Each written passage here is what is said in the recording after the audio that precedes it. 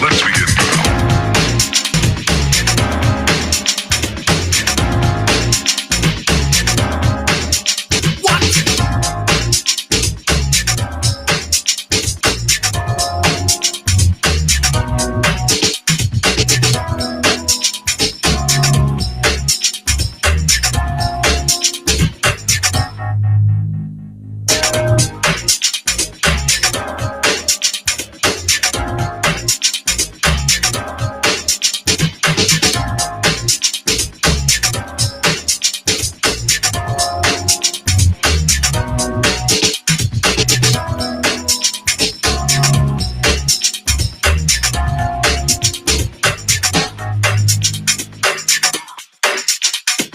This is not a drill. Repeat, this is not a drill.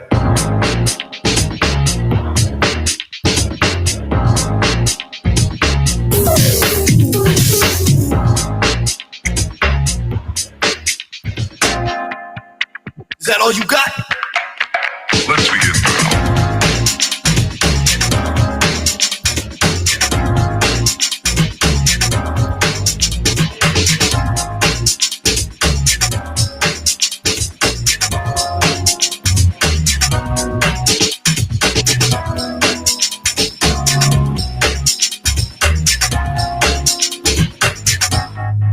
What up?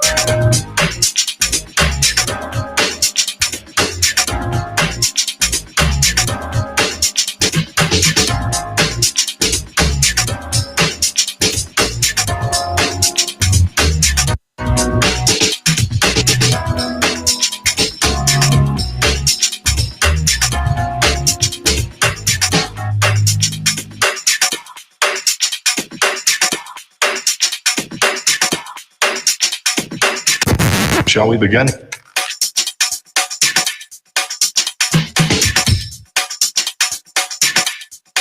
Let's begin now.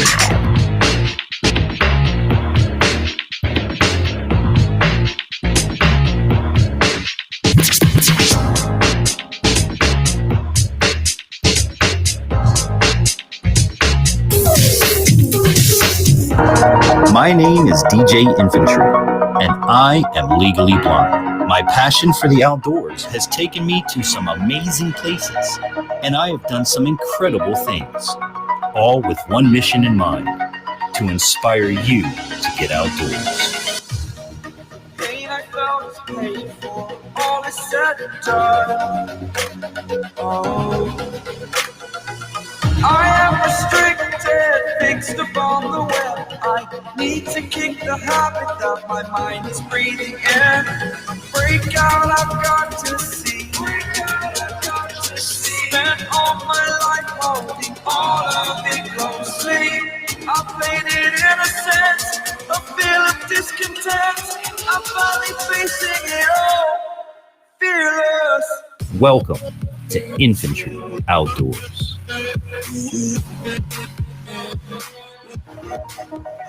Hey everybody, good evening and welcome. It's Friday night, so you know it's time for another live LIVESTREAM live stream going on. I am the Big Don, the man in the fine white suit, your favorite blind guy. I'm DJ Infantry. Welcome everybody to the program. Hope you're having a great night. Hope that wherever you are around the world, you're having an amazing day. It's a nice time here tonight, and we're gonna have a lot of fun because tonight's topic, it's up there. And tonight is the first live stream that we are live streaming on multiple platforms.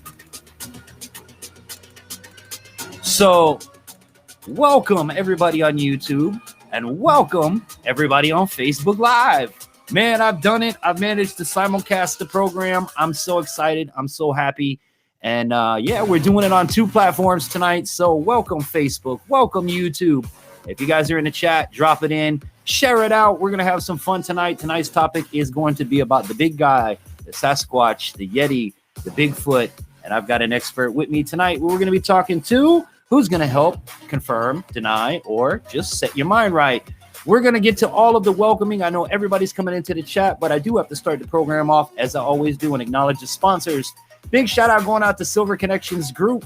If you guys need a website, you need a web page, you want to get your rankings boosted up to the top of Google. Hey, if you want to get that website you need for you, your business, your, whatever, let my friends at Silver Connections Group take care of that for you guys. Check them out today at silverconnectionsmobile.com. Also, water purification products. Guys, I'm talking about pure water at your fingertips. Look no further with products, installation, sales, and service, licensed, bonded, and insured. Water purification companies has got you covered. Check them out today. Go to waterpurificationproducts.com. Now, family, if you use promo code infantry with both of these companies, you are going to unlock additional savings with any services that you use. So use the name out there. It's worth something in the community. I've been doing this a long time, and I love when the sponsors are able to get. I won't work with sponsors that won't give back to you guys.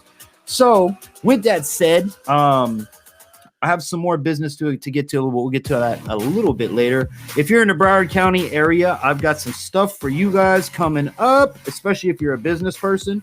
As you can tell, infantry's been doing homework tonight because I don't want to sound like a dummy when we talk about the big man, the Bigfoot man.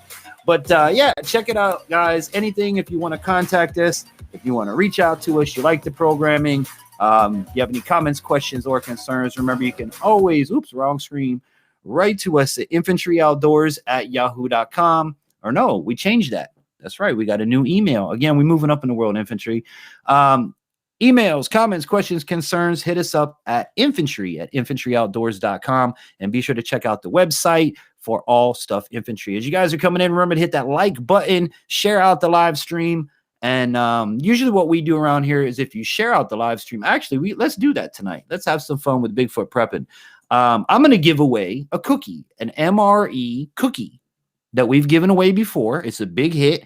All you got to do is add water and you can make cookies. It's real cool. It's real simple. So we're going to give that away. Here's how you do it, boys and girls. I got to give the producer the book. Let's say hello to the producer. Hello, producer. Hello, producer. Hello.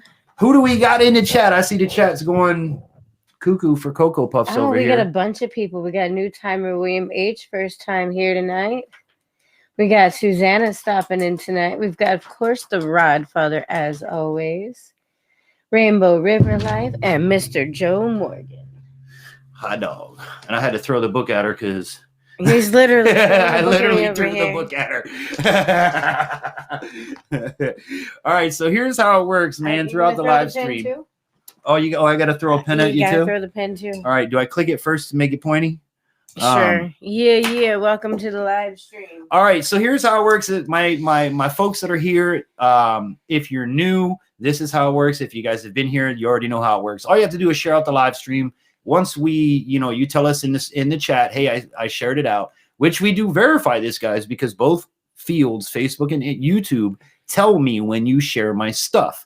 So once you've done that and you pop up on the screen, hey, I shared it, you're entered for the giveaway. Tonight, we're going to give away a s'mores cookie MRE pack. Awesome. If you guys don't know what I'm talking about, check out the video. But tonight, I want to get straight into tonight because we got a lot of stuff to talk about. And I'm not the one that's really going to be doing the talking. I'm going to be joined by Bigfoot himself. That's right. We've captured Bigfoot. I've captured him. I've managed to do it. And I don't know what Bigfoot really looks like. You don't have no idea. So when I put him up on a screen, don't be afraid, boys and girls. Parents, you might want to move your children away from the screen, for this part of the show. If you've seen photos of Bigfoot, it's not far off from Bigfoot. So I hope y'all know. Rattletrap. I hope y'all know I'm joking. Rattletrap, how you doing, family? Good to see you. Happy Friday. Hello, Curtis and Francis. And keep in mind that the producer is only able to read the comments that pop. Oh, I can blow this up. Whoa, what did I do? Hot dog. I can make things massive. Rattletrap, share the video. All right. So we got Rattletrap. Let me see, because I've got all the ones that come in from a different platform, which is Facebook. So good evening, Facebook Live. Hello. Yeah. Okay. So you see all of these? I don't know. I only see YouTube. Okay. I don't see Facebook. I see YouTube. It comes up in red. I've got YouTube. and Facebook. See, we're learning something new together, family. I've never done this. This is our first time simulcasting to both Facebook Hike Live. with Mike, good evening. But it does have a red YouTube symbol next to it. So if I get a Facebook symbol, I'll be the one to comment. That's how it works, I guess. Well, guys, welcome to the program. So glad to have you. Hit the thumbs up video on your way in. Share it out for your chance to win an MRE cookie pack. And as I was saying, I've captured Bigfoot. I've seriously captured him. And if you guys don't know about Bigfoot, we're going to do some Bigfoot trivia. But I want to bring Bigfoot on. So again, don't be afraid, everybody. He's very nice. He's very nice. He's calm. We've given him some tranquilizers. He's trained in housebroken. Yeah, he's trained in his housebroken. We pumped his cage full of marijuana, so he's tranquil. And Easy. and I gave him about 5 beers, so I think he's okay. So are you guys ready for this? The first time ever on Infantry Outdoors, we're gonna bring you Bigfoot. All right. I think he's rolling, laughing. I can't really tell backstage, but I think he's rolling in his cage. Bigfoot, how you doing, brother? How's it going? Have you ever had an intro like that before? No, and you actually got me a little bit self-conscious. Maybe I should go grab a brush or something and comb my beard.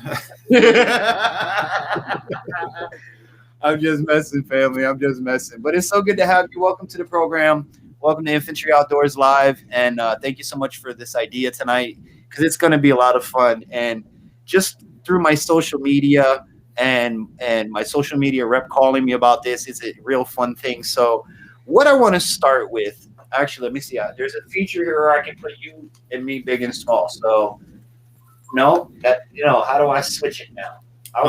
That works for me. No. I want you to be up here. I don't want to be up here. How do I switch that? Grab you and put you there. There we go. Okay, so it's not about infantry tonight. There's my man Bigfoot.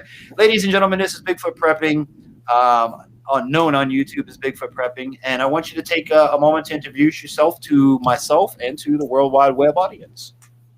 All right, well, as infantry said, I'm Bigfoot Prepper, and I want to take a minute to shout out some of the guys I'm seeing in the chat, because they're some of my regulars who join my streams quite often. So I saw William H. in the chat, Susanna, Joe Morgan, yeah.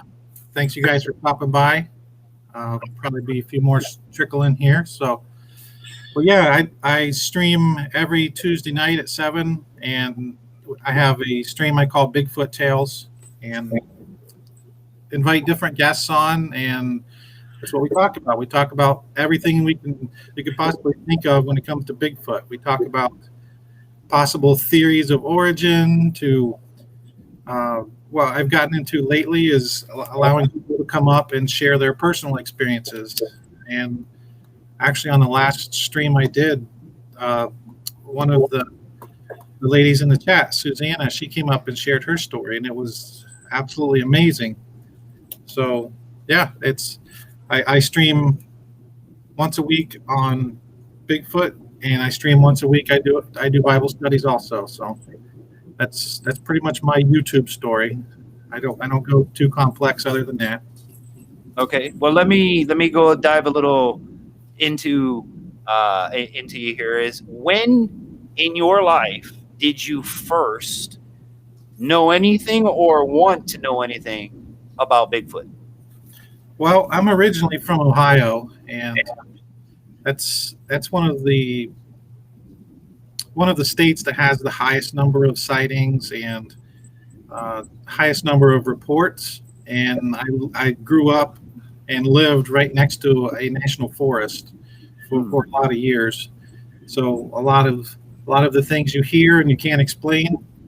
And I've been fascinated with Bigfoot as long as I can remember, actually.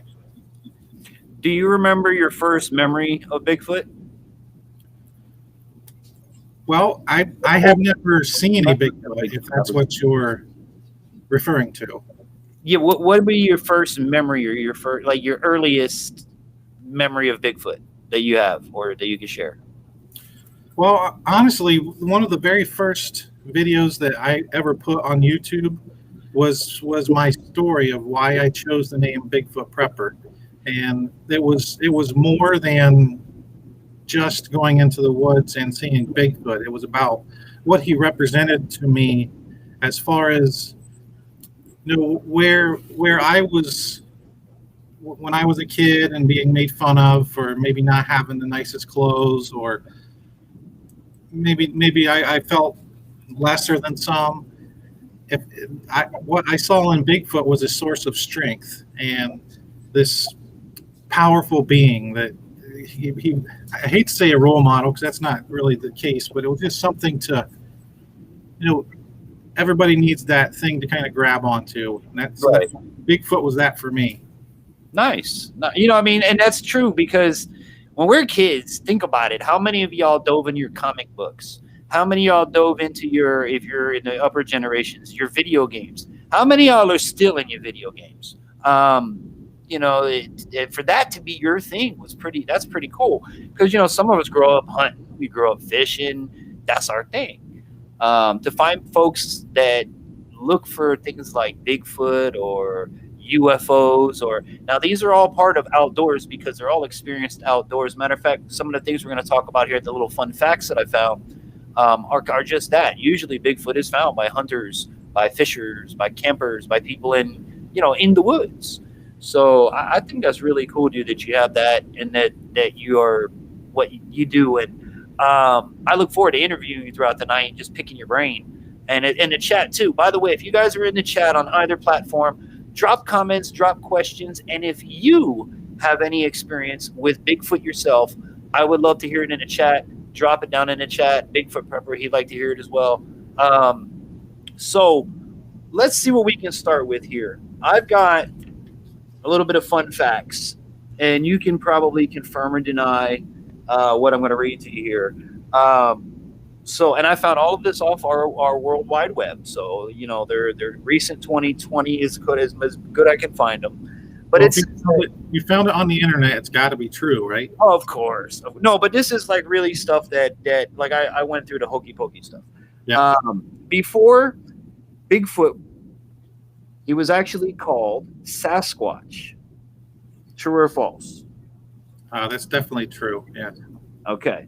Now, this term was an Anglo-Saxon of I can't do it. Sagitt's, or if I say this wrong, it's Sasquach, a bunch of Indian names. I can't do it. So it's from the Housekeeping language of the First Nations people in the parts of southwestern British Columbia. And one of the first documented Bigfoot sightings wasn't reported in California until 1870. What do you think about that so far? Sound about right? I think you're spot on. Yep. Okay.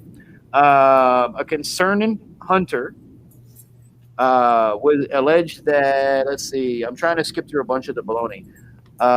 He alleged that he returned to his campsite one night and found it all messed up.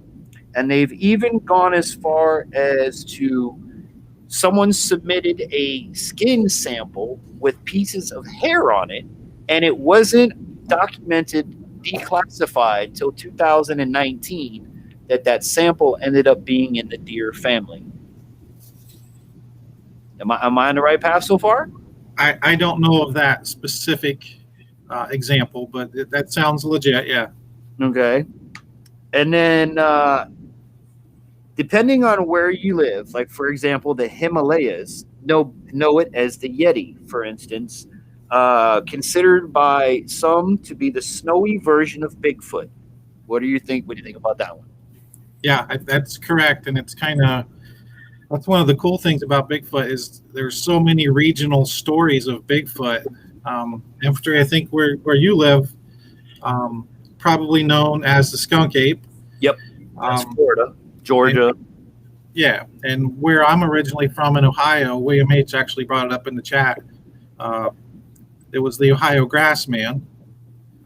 Okay. So if you go to Arizona, there's the Magallanes monster. There's the Minerva monster. There's so many different local stories and legends of Bigfoot, and it really just depends on what part of the country you're in or what part of the world. No. I was talking to my media director today, and she's like, "Well, infantry, what's the white one?" I'm like, "Yeti." She goes, "No, the other one." I'm like, "The abominable snowman." She's like, "Yes." I was like, "Yeah, there's. It depends on where you live. You know, everybody knows Bigfoot. Everybody's heard of Bigfoot. Everybody has a Bigfoot story, and that's why I was so interested in this, because even me as a city boy living down in South Florida, I know of Bigfoot. I know of the skunk ape that smells like 10 dead skunks, you know, peed on themselves, and that's the smell of the skunk ape. Like you say, it all depends on where you live. Yeah, and Bigfoot a lot of times gets confused with the abominable snowman. Yet he never complains.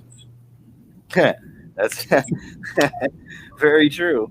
Now I have here the latest discovery of hold on a minute. The latest discovery of a decomposing Bigfoot has sparked speculation that could belong to the legendary beast. Have you heard of that one? I've heard a whole lot of stories very similar to that. Yeah. Okay. Well, what do we know about this mythical creature? Now I have promotional. It says promotional stories. I have a list of 10 things that they say you should know about Bigfoot, and I want you to kind of agree or disagree. And if you got a story to go along with it, take it from there. All right. Yep. All right. Number one. The creature described as Bigfoot stands between 7 and 10 feet tall and weighs more. Hang on, we gotta go to the other page. And weighs more than 35 stone, whatever 35 stone means, with footprints of 17 inches long. Bigfoot, also known as Sasquatch. Yep.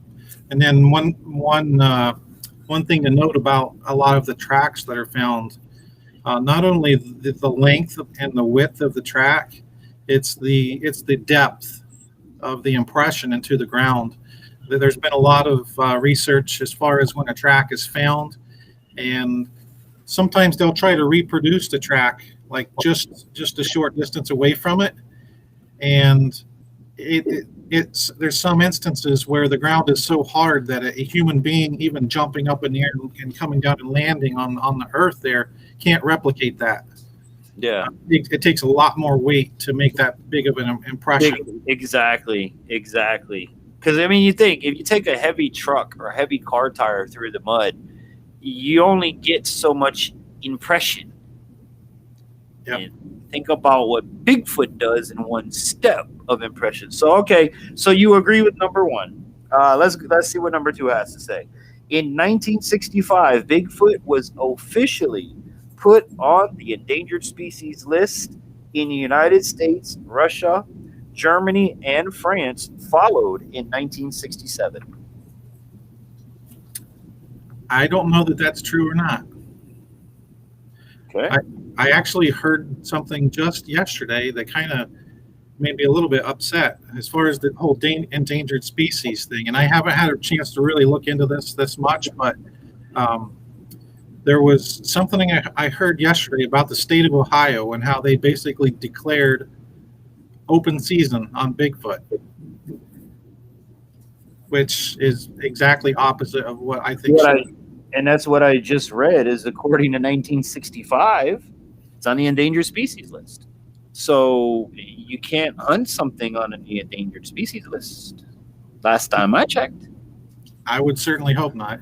You know, so there's something that maybe I helped you out by finding and reading. I don't know, you know. Again, these are just things I found that are most current on Bigfoot. And this is what the media is reporting on social media. So I hope they check their sources. But then again, that's why we have Bigfoot Prepper here tonight to check my sources. So number three, it says that the British explorer David Thompson is sometimes credited with the first discovery in 1811 of a set of Sasquatch footprints. Many people since then claim to have taken pictures of obviously the hairy beast footprints and different body shots and stuff like that. So do you think he was the first one? Well, maybe the first non-Native American, I guess. Yeah, that's where I was going to go with you on that too. Yeah, Native American. Yep, because we weren't the first ones here. No, that's true. I mean, there's stories of around the Champlain, Lake Champlain area, going up into Canada. There was some really early sightings there, but it didn't really explode until the sightings in Bluff Creek out in on the West Coast. All right. So, see, this is working out so good. I like when I do my homework and I don't look like a dummy. All right. So, going to number 5. There is a conflicting scientific evidence about Bigfoot. Some researchers believe it is closely related to humans, while others think that Bigfoot originated from an extinct giant ape. Gigantopithecus. Okay, so we're on the right track. It may even be an extraterrestrial being. Yeah, let's try that. The words don't work. So yeah, he's an alien. Watch out. So what do you think about those? How much time do you want to spend on this question? I know we could do a whole topic on number 5, but let's just sum it up. Is he a ape, a humanoid, or a Marvin the Martian? Well, the ape you're referring to is one that they found in Asia. They never found an entire fossil record of this ape.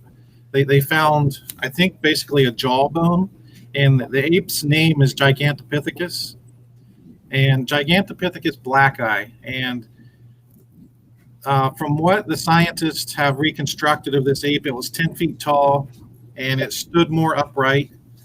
So that's the ape theory. Okay. I personally don't think that's the case. But then I mean there are so many theories, and you can.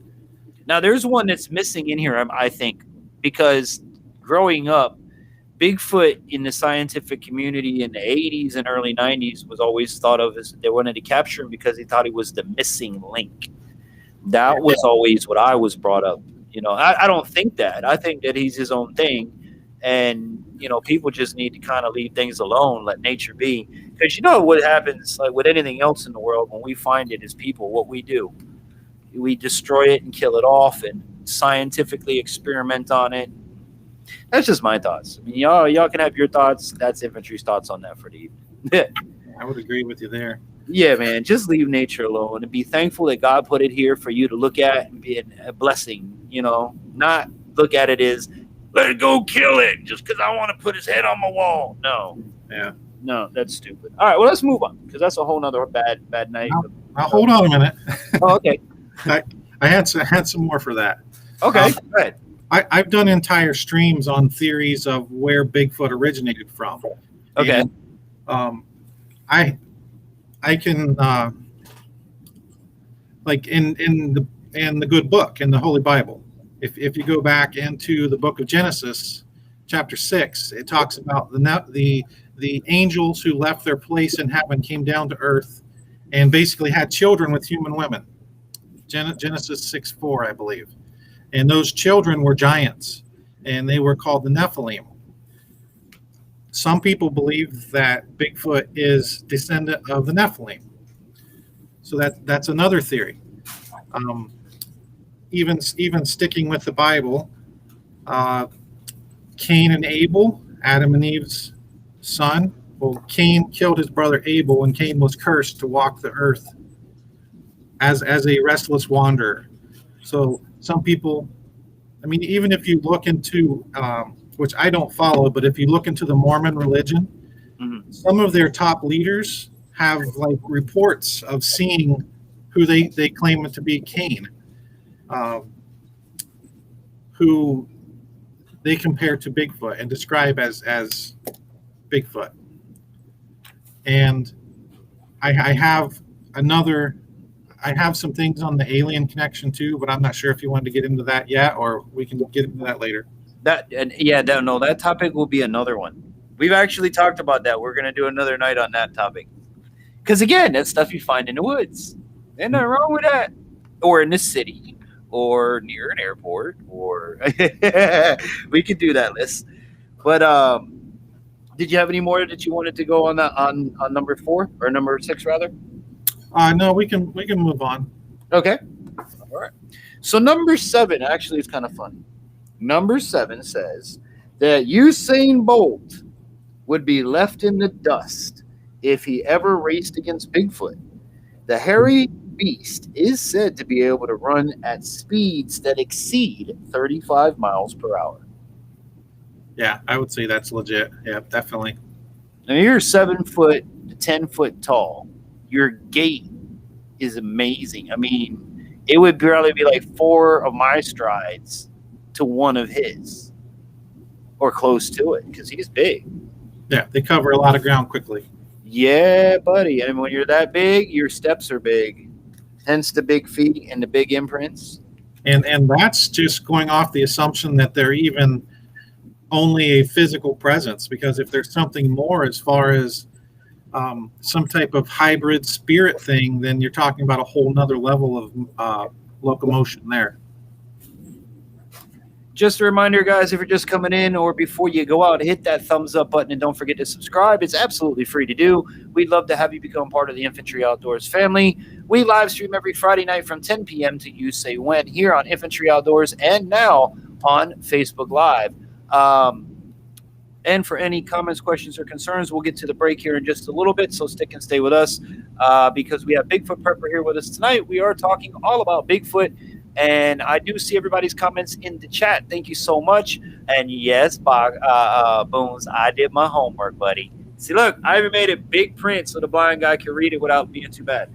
It's like my old radio days. That's all I had to do was just get prepared.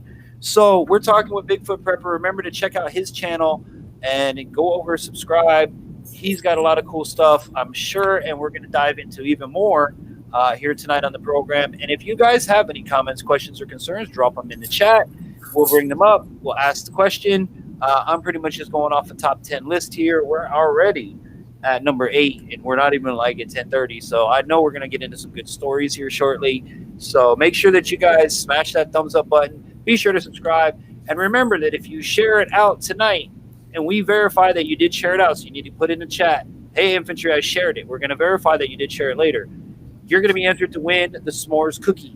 It is an MRE, 2 cookies in a bag, put some water, and you can have ooey gooey melty goodness.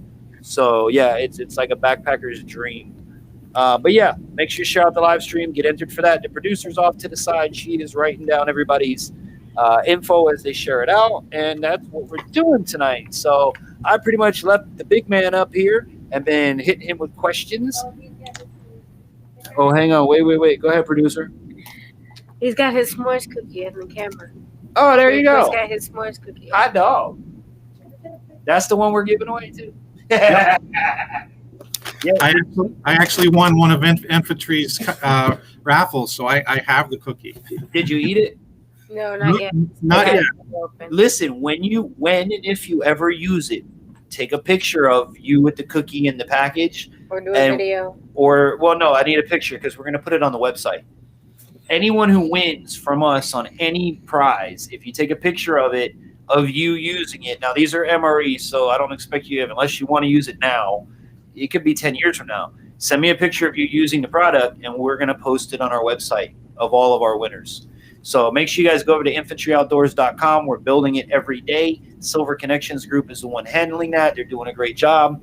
They've been building it from day one. And if you guys want a website, I suggest use them as well. But yeah, go to infantryoutdoors.com. We got our new email out. You can hit us at infantry@infantryoutdoors.com. But yeah, we're ready to keep going with a few more of these questions. We got any questions in the chat? Producer, you're on. So, Meals are awesome. Says, hike with Mike. Cookies. Shared. Trusting God first. Trusting God first. How you doing tonight? And you know what? Hold on. Let me share the screen with you because I'm surprised nobody called me out on it tonight because I haven't done it once. Let's take a moment, my friend. I'm going to come back over here with you. See, now you're in the big boy seat. I'm in the co-host seat. Ladies and gentlemen, everybody in the chat, thank you so much for watching on YouTube and Facebook Live. Thank you so much for being here. Thank you so much for supporting. May God bless each and every one of you. We really do appreciate you. Have a wonderful Friday night. Have an awesome Memorial Day weekend. Remember what the weekend's about and what you're celebrating. Thanks for being here, guys. Cheers. Happy Friday. Don't forget the reason we're celebrating that this weekend. So thank you so much, guys, for being here. And for those that might be watching on Facebook Live, be sure to follow myself and Infantry Outdoors, our page on Facebook. So let me cut you back over here, big guy. Boop. I go small again. Oh, look, I shrank. I'm in a tiny, tiny box. I can't get out. Okay, so the rest of the time I'm going to leave like this because I'm tiny. No. All right, moving along in our top 10, we're at number 8. It says, early Native American tribes saw Bigfoot as a spiritual being, depicting it on totem poles, and had a name for the creature in their own language. Now, let me see if that continues. Yep. They saw Sasquatch as a protector of the woods. Your thoughts on that? Yeah, as far as the Native Americans, there's that side of it as far as the protector of the woods. But there are a lot of other stories where it was quite the opposite, and there are stories of literal wars between the Indians and Bigfoot, these Bigfoot tribes, and it was a bloodbath where the Bigfoot would supposedly kidnap children or women. There's so many stories like that in Native American lore, and it kind of goes both ways. And then you touched on the totem pole. Yeah. And if you look at those totem poles, and you kind of, because they put a lot of animals on their totem poles. Yeah, what they do. Every species of animal on their totem poles has been identified, except for the one that's usually on top, and that's Sasquatch. I always grew up as Sasquatch. Like Bigfoot was like the slang word or the country white folk name for it was Bigfoot. But Sasquatch was what, the man of the woods. The grass man is another one that somebody brought up. I live in Florida, the skunk ape. Being in Boy Scouts, we were out in the woods a lot, so you always were told about the skunk ape and the smell of the skunk ape. And if you just left well enough alone, it didn't want nothing to do with you. Now, my kids, I tell them, if you ain't good, I'm going to put you out in the woods and let Bigfoot take you. He can go raise you. Tie it to the tree and wait for him to come. Be like, "Arr!" Call him. Just tie some jack links to him. Jack, yeah, give him some jack. See, and I tell him, kids, you see the commercial? He is real. All right, so here's a good one. Now it says, up until this week, the scientific community had discounted Bigfoot as an existence. Earlier this year, Texas veterinarian Melba, hold on here, Ketchum. Yeah. Oh, see, look at you, bro. Look at you. Do you want to finish reading it, then? You know it? I can tell you what it is. Okay, well, she announced that her team of researchers had found Bigfoot's DNA, but no scientific journal would publish their results. Think about that. Let's read that again. But no scientific journal would publish their DNA results. She then set up her own journal and charged users $30 to access the results.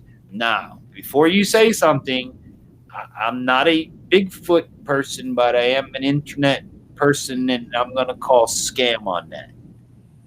That's my first impression thoughts.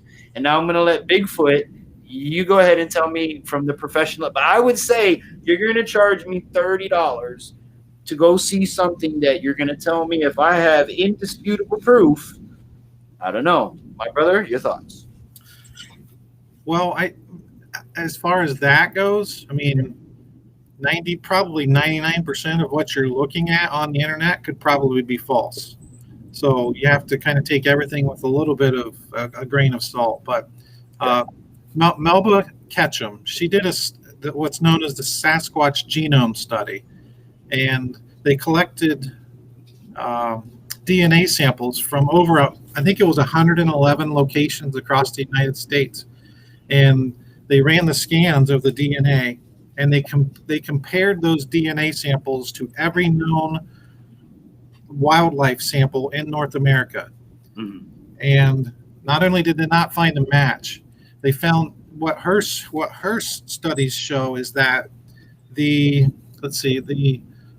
think it was the maternal side of the DNA shows up as human, but the paternal side of the DNA does not show up as human.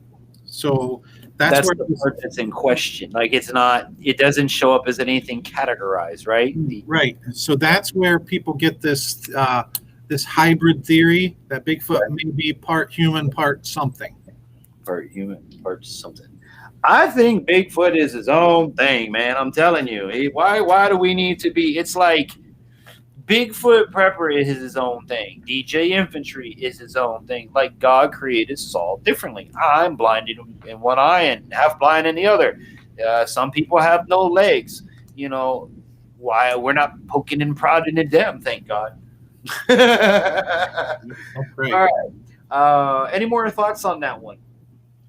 Because that's a pretty good one there with the scientific DNA. Yeah, you know, people are always, I mean, short of a body taken to scientists or a live specimen taken to scientists, I mean, scientists are going to say this thing doesn't exist. Correct. So if you're looking for some type of scientific evidence for proof that there's something out there that's unknown, Melba Ketchum's study of the Sasquatch genome was at least something scientific that was given to the community. Okay, my brother, I'm going to put this, I'm going to pause on you. Now, if I click this, you can read it, right? Or everybody should be able to read it. Yep. Can you go ahead and read that out for everybody? Sure. This is White Dove. On the reservation in Florida when I was a kid in the 1970s, if we were caught out and about at night, they threatened to tie us to a pole. They caught me once, but I got away and went to bed quickly. There you go. See, I'm learning new things here in the chat. But if you guys have a story, I swear to God, if you guys have a story, put it in the chat. I'll pop it up here. We'll read it out. We'll talk about it. We're actually going to get to stories after the break. Right now, we're coming up on top 10. But I know Bigfoot Prepper's got stories. I know you guys got stories. I want to share them out. This is an amazing topic because, again, no matter where you are in the world, Bigfoot is somewhere. You know of Bigfoot in some language, some form, some state. Now, the one thing that I was curious about, to stay on number 9, is that it says that no scientific journalism company, place, publishing house would publish with DNA evidence. Now, that to me says BS. That's why I got to kind of call BS because, again, if I have undisputable proof, why would they say no? Well, not everybody said no because it got published. But it says here, though, right? But it says that she had to set up their own journal and charge people $30 to access the results. So not only would A, B, C, D, E, F, G publishing companies not publish her because it was their minds ludicrous, but she had to go to the point of making her own publishing company just to get it done. I don't know. With DNA, that's one thing where I'm skeptical about. I don't know. Yeah, there's a lot of people just completely disregard it. Mm-hmm. There was a journal who decided to publish this study, and then maybe Melba Ketchum did the pay-per-view thing afterwards. I'm not sure, but it did get published in one journal. Okay. That's good to know. See, and this is why I'm pulling up now. These are if you Google fun facts about Bigfoot, is what I did. So you guys only are infantry, you're full of crap. All right. Just go down to like number 3, and it says facts 2020 about Bigfoot. And it's an actual news article that a news place did. I'm not advertising nobody. That's why I'm not giving you their names, but I get to go back and tell you the site if we had to accredit my source. But again, that's why I'm doing this, so we can call BS on BS. Let me see here real quick. Trusting God's got a story. Put it. I know this story, trusting God. Oh, okay, you got that one. See, y'all are better at this than I am. I'm a little slow on the chat. All right, well, let's hit up number 10 because I really can't wait to get into story time. This one is actually pretty good. All right, now it says, boys and girls out there in the woods, be careful because mating season for Bigfoot is from March to April. The creatures are said to mate in a similar fashion to gorillas. I can't help you with that one, brother.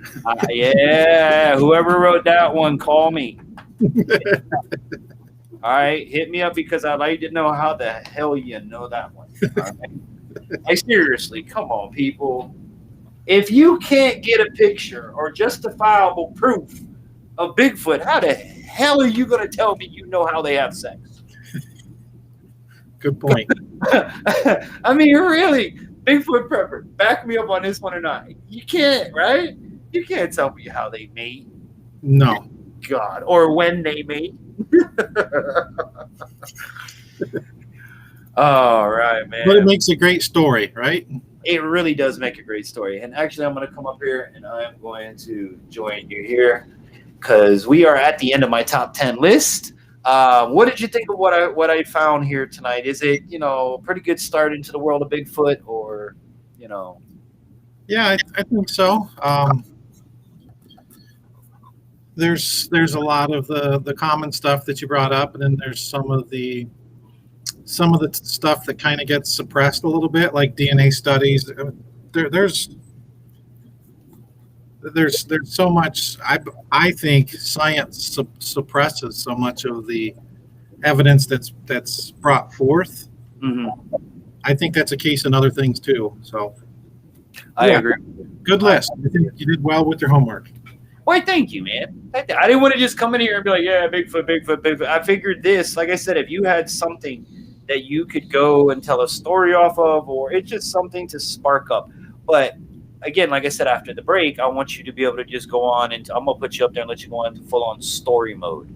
So I want you to get your thoughts together from here to the break and back again. And you guys in the chat, we want to hear from you too. Is it not just me and Bigfoot up here that know about Bigfoot and talk about Bigfoot? We'd love to hear from you. So make sure that you comment in the chat. And don't forget to share out the live stream because we're going to give away a free cookie, a s'mores cookie. Bigfoot Prepper got his s'mores cookie, and he's going to love that thing right there. Oh, my goodness. I'm just thinking about you're in the campsite. You got the fire going. You got a little sip of your favorite something before bed, and you get that sweet tooth. You have that cookie, you're going to be like, oh, my God, this is like heaven. It's almost as good as homemade. Almost as good as homemade. So. But on the other side of that, I also am a prepper, so it makes me want to maybe keep it. Exactly. That's exactly. You never know. That's why I tell you, if and when down the road you ever do it, email us a picture and we'll put it up on the website. I get that you may save it. I get you may try it out. You might have it with the kids. I just bought. We can always get more if you need it. Yeah, we can always get more. I mean, you guys, I'm sure know that you get those at Walmart or a lot of the local retailers carry them. Well, it's a Florida-based company, so it may only be a Florida-based product. That's true. It is Florida-based. I don't know. But either way, we also got the astronaut ice cream today. I'm going to let the kids try that probably tomorrow. I got the mint and the vanilla. So we're going to let them try that. You ever had that one? Astronaut ice cream, freeze-dried ice cream? I have not. Oh, you got to try it. They have that in the Walmart section. Mountain House makes it. I'm pretty sure. Miss Bruce, can you go grab it? Yeah, I'll go. Yeah, go grab it. So, hello, everybody in the chat. Let's take a moment. Let's take a pause for the cause and say happy Friday. Thank you so much for coming in. We are broadcasting live on 2 platforms tonight, Facebook Live and YouTube. So thank you so much, all of you, for being here and commenting. Don't forget to subscribe, hit that thumbs up button. But thank you so much for your support. May God bless each and every one of you. You have an amazing Memorial Day weekend. Don't forget why we're celebrating this season or this holiday. And just be safe. Enjoy yourself. Happy Friday. Cheers. Yeah, just to add to that real quick, I would like to personally say thank you to anybody who has ever sacrificed of themselves to serve for our country and to make sure we had this great country here, and that freedom, to the best of our ability, is spread around the world, and some paid the ultimate price, and that's what this weekend's about. This holiday's about remembering them. Amen. Which reminds me, a big shout out to our partners. For any veterans that might be watching, we have partners. If you guys check out our description, we have sponsors, we have partners. These are businesses that I personally work hand in hand with in the community. This one being vetinfo.org. Vetinfo.org. Anything and everything for vets, by vets. It's created by vets, right down to organizations, activities, hospitals. If it has anything to do with vets and you want it and it's not on there, contact them. They'll get it up there for you. We're all about our veterans here on the program, and thank you to those family members along the way that have lost their lives, like he said, fighting for our freedoms, because we wouldn't be here on YouTube if we didn't have these freedoms. That's for sure. So we have one out there. Okay, so here they go. Let's see how I can do this. Let me actually flip over to this camera. Oh, there it goes. And I can do the demo like this. I always do it backwards. There we go. That one. Yummy. And then this is the other flavor here.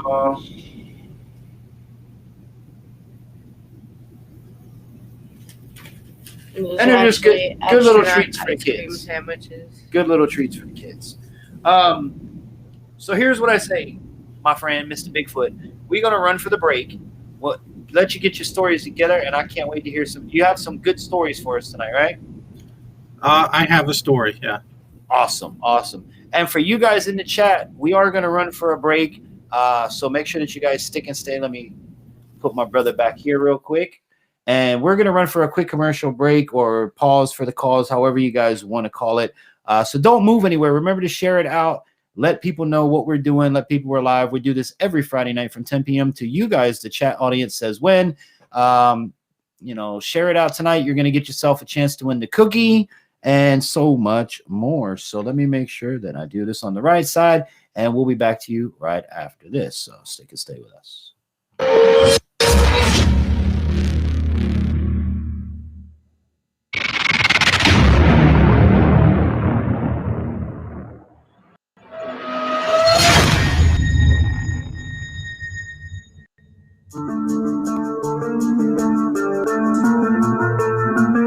Tonight's Infantry Outdoors live stream is brought to you in part by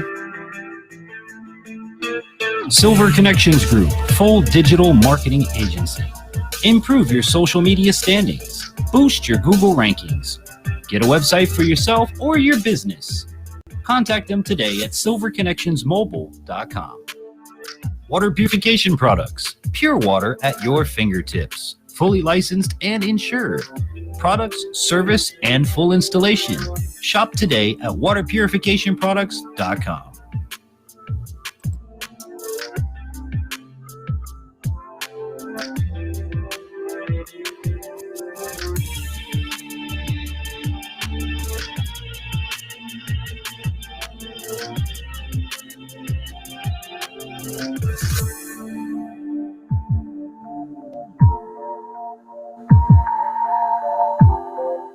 You gotta pull for a try.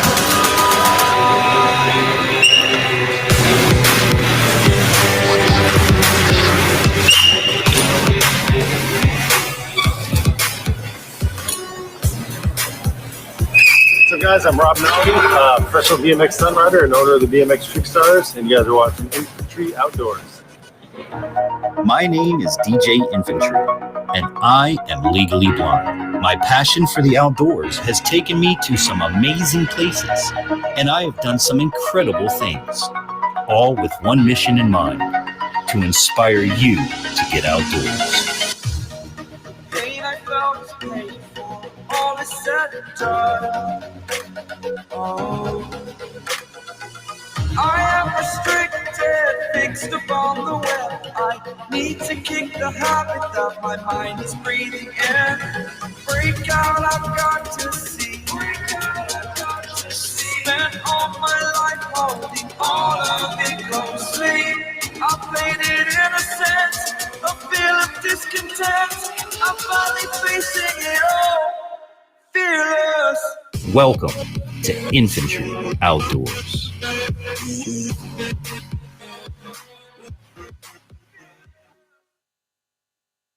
That's right. Welcome to Infantry Outdoors Live, everybody. Every Friday night from 10 p.m. to You Say When, we are here live on Facebook and YouTube. So join us, subscribe, hit that thumbs up, and enjoy the night tonight. We're talking about Bigfoot. But before we jump back into my man Bigfoot, let me put this out there because it is officially launched. So attention, all Broward County, Florida businesses. This goes out to all y'all local folk down south. Get your local business exposure and a business listing at no cost to you. That's right, no cost to you to list your business. All you got to do is go to inbrowardbusinesslist.com. Again, that's inbrowardbusinesslist.com. Your online guide to the best businesses in Broward County, Florida. So what this means, if you are in Broward or do business within the Broward County, you are able to qualify for this. So go there and submit a listing for free, or you can upgrade to a premium membership with listings to get, you'll get greater visibility on your listings. You'll get ongoing promotions to your business. This is a powerful networking opportunity for everyone in Broward County, and the products and services are taken care of by our friends at Silver Connections Group. So help support the local economy and go over to browardbusinesslist.com. Check them out today. So if you're a Broward business, go list for free because everything is now worldwide based and you want to get your business listed for nothing. Hey, what a way to do it. So check them out today, browardbusinesslist.com.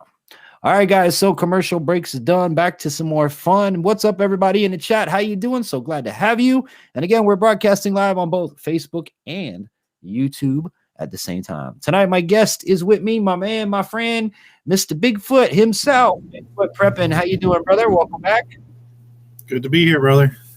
All right, so we are getting into story time here in the program. Now, if anybody in the chat has a story that you'd like to share, please drop it in the chat. But I'm going to go ahead and turn things over to the big man himself. I'm going to come back down. Actually, I'm going to basically just turn it over to you and let you do story time. So I want you to tell everybody your story about Bigfoot. Okay, so my story is basically the retelling of someone else's story, and I'll get to that in a second.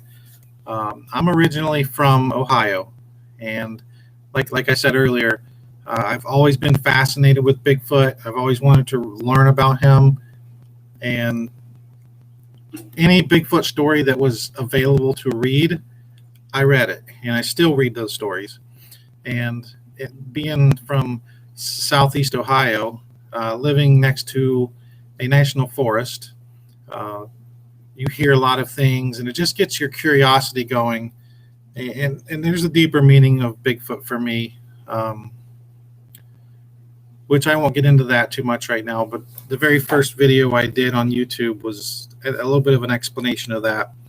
But when I was living in Ohio, one of the stories that I came across and read and became absolutely fascinated with was this story of a tiny little town in upstate New York, and the town is named Whitehall. Maybe some of you guys have heard of the stories of Whitehall, New York. And I researched this story. I knew all the details. there was a sighting on this little backwoods country road. The name of the road is Abair Road, Abair Road, Abair Road. And what was so unique about this sighting, or these multiple sightings, was the people who actually witnessed this occurrence. It wasn't just your normal run-of-the-mill people who reported this. These sightings were reported by 8 different law officers across 2 departments, including state police and the local police. The stories, if you follow Bigfoot much at all, you've probably heard of this story about Abair Road in Whitehall, New York. And let's see. Little did I know that 8 years ago, when I moved to upstate New York and married my wife now, I didn't realize at the time how exactly close that I actually moved to Abair Road. I mean, I don't live on Abair Road, but it's very much in driving range. So that got my curiosity and my adrenaline going when I found this out. So I didn't realize that she was doing this, but my wife, she dug into this, and she actually got in contact with my wife is Lake Ferry Prepper, by the way. But she actually got in contact through a friend with one of the officers who had this reported sighting on Abair Road. And she set this awesome day up for me for my birthday. And we got to go out there to Whitehall, meet with the officer. His name is Brian Goslin. And we had lunch with him, and he shared his story with us right there outside the diner after we had eaten. And I have a few pictures here on my phone. I'm going to try to hold them up to my camera. Hopefully you can see them okay. But this is one of the first things. This is the very first casting of a Bigfoot track that I had ever seen, and I think you guys can see that. That's my hand on top of this casting, and I have pretty good sized hands, so that just shows the scope of that casting. And now that was the small one, and I'm going to show you 2 castings right side by side and you can see how much bigger the one over here is. These things were enormous, and these are in Brian Goslin's prized collection. You know, this is something he keeps. And then he showed me, and Lake Ferry, he showed us one more casting, which he keeps in a glass case. And I'm going to show you that. You can't see it because of the glare too much, but this thing is absolutely massive. This casting is, I can't describe it, how big this thing is. It's really big. And the more I looked at this casting, and he's got the date and where this thing was cast. And the location where this casting was taken is about 1 mile from my house, right at the foot of the mountain. He couldn't tell us exactly where this casting was taken from, just because the other guy wanted privacy.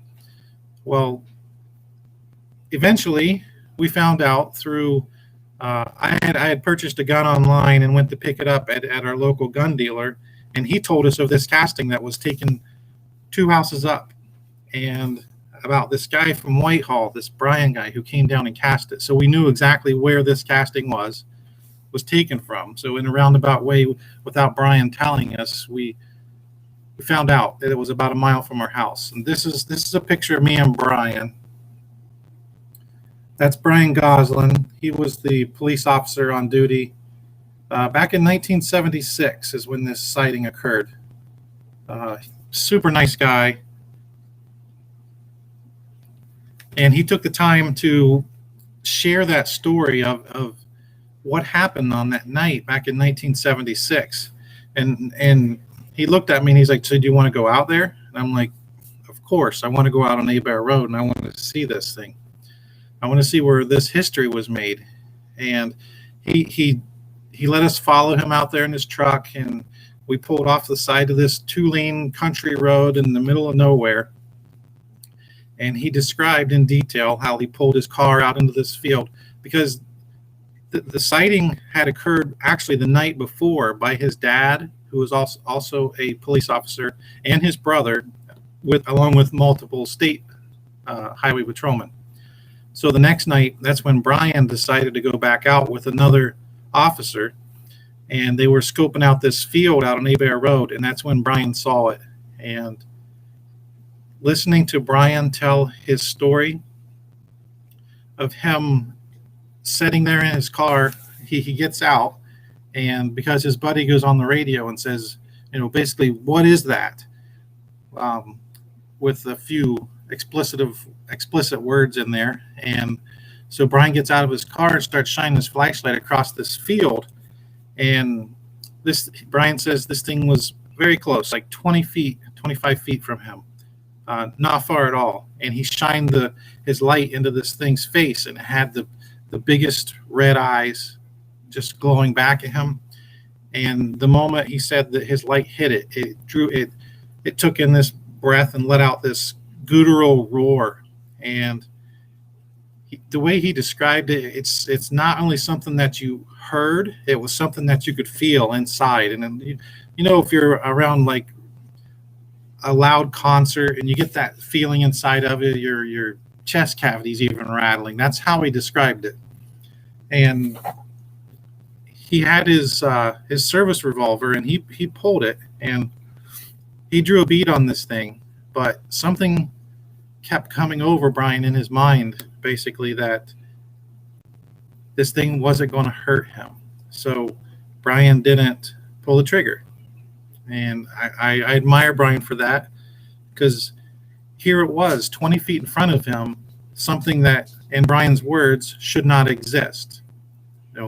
Everything became possible to him at that moment, because the impossible was standing in front of him. And listening to Brian and just watching him tell this story, my wife, Lake Fairy, she actually noticed it before me, but as he's telling us this story, you could watch the hair on his arm stand up. And I don't know, there was just something about hearing this from Brian that I honestly, deep in my heart, I can't imagine him making this up. I don't think anybody is that good of an actor. I think he was telling the truth, that what he saw. And I was just privileged that was like a bucket list item for me, because this was the story that I had heard about for decades. I'd heard of this story on Abear Road, and to be able to go out there and experience it firsthand and be escorted by one of the officers who was actually there and stood in front of this Bigfoot. And the story, it started to get really twisted, because the people from Hollywood tried to grab hold of this story, because this little 2-lane road out in the middle of Whitehall, New York, and right in the middle of the country in these mountains and farmlands, it turned into a media circus overnight. And as Hollywood came in, they tried to embellish the story, and they tried to add things to it, and they even tried to convince Brian to, well, can you add this to it to make it, probably more producible for Hollywood. And Brian would not have any of that. He basically told him to shove it. And so they moved on to other people out there who weren't so willing to tell him to shove it. And they got their story, but it wasn't the right story. They got this made up story with fake witnesses. And there was even stories of one of the television shows that you see on TV still to this day, paying people to go into the woods and hide. And they would bring in these busloads of tourists. And when the tourists would get here, they would just radio them down in the woods, say, hey, just give us a whoop or a tree knock. And they would, and this busload of tourists would be so ecstatic, and they would just pass around all this money, and the story got abused.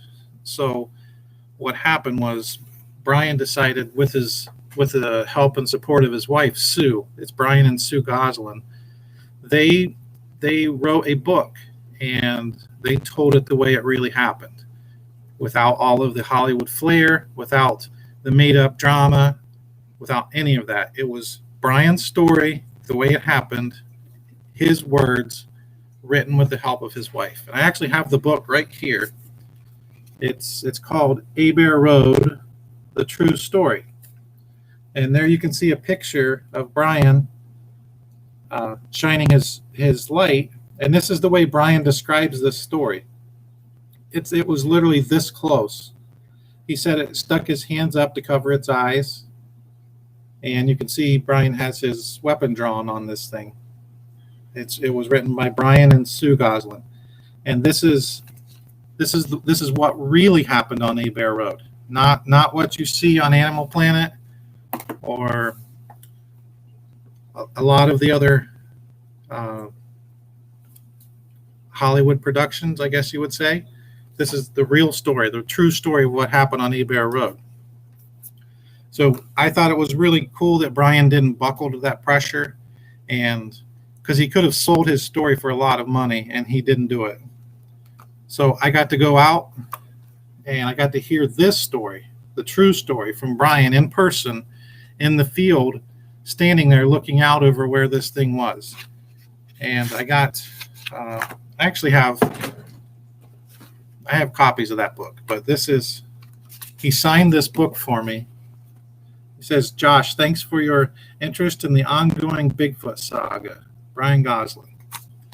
And this is one of my prized possessions. I'll never get rid of this book. It means a lot to me. But on a side note of that, I have this extra copy. And infantry, if you're okay, when you do your giveaway tonight, I'd like to throw this in with your giveaway also, if that's okay. I have this extra copy. And I got this copy from actually one of my subscribers, and her name is Sandra Moody. And she sent me a note because she knew I had this book, but she sent it to me to use as a giveaway. So this will be coming to somebody tonight. I guess whoever you decide, however you want to do your giveaway, Infantry, it's kind of up to you. Yeah, no, that works. Yeah, whoever wins, what I'll do is I will share the contact info with you, and you'll be able to send from your side, and I'll send from mine. That's fine. Perfect. That'll work out. That's what Sandra wanted it to be used as a giveaway. So that's awesome. Sandra Moody, thank you very much. She actually she sent me another book that I've been wanting for a long time. It's called Enoch. Hold on, let me put you on the big screen again. Hold on. Okay. I haven't got a chance to read this yet, but it's really cool.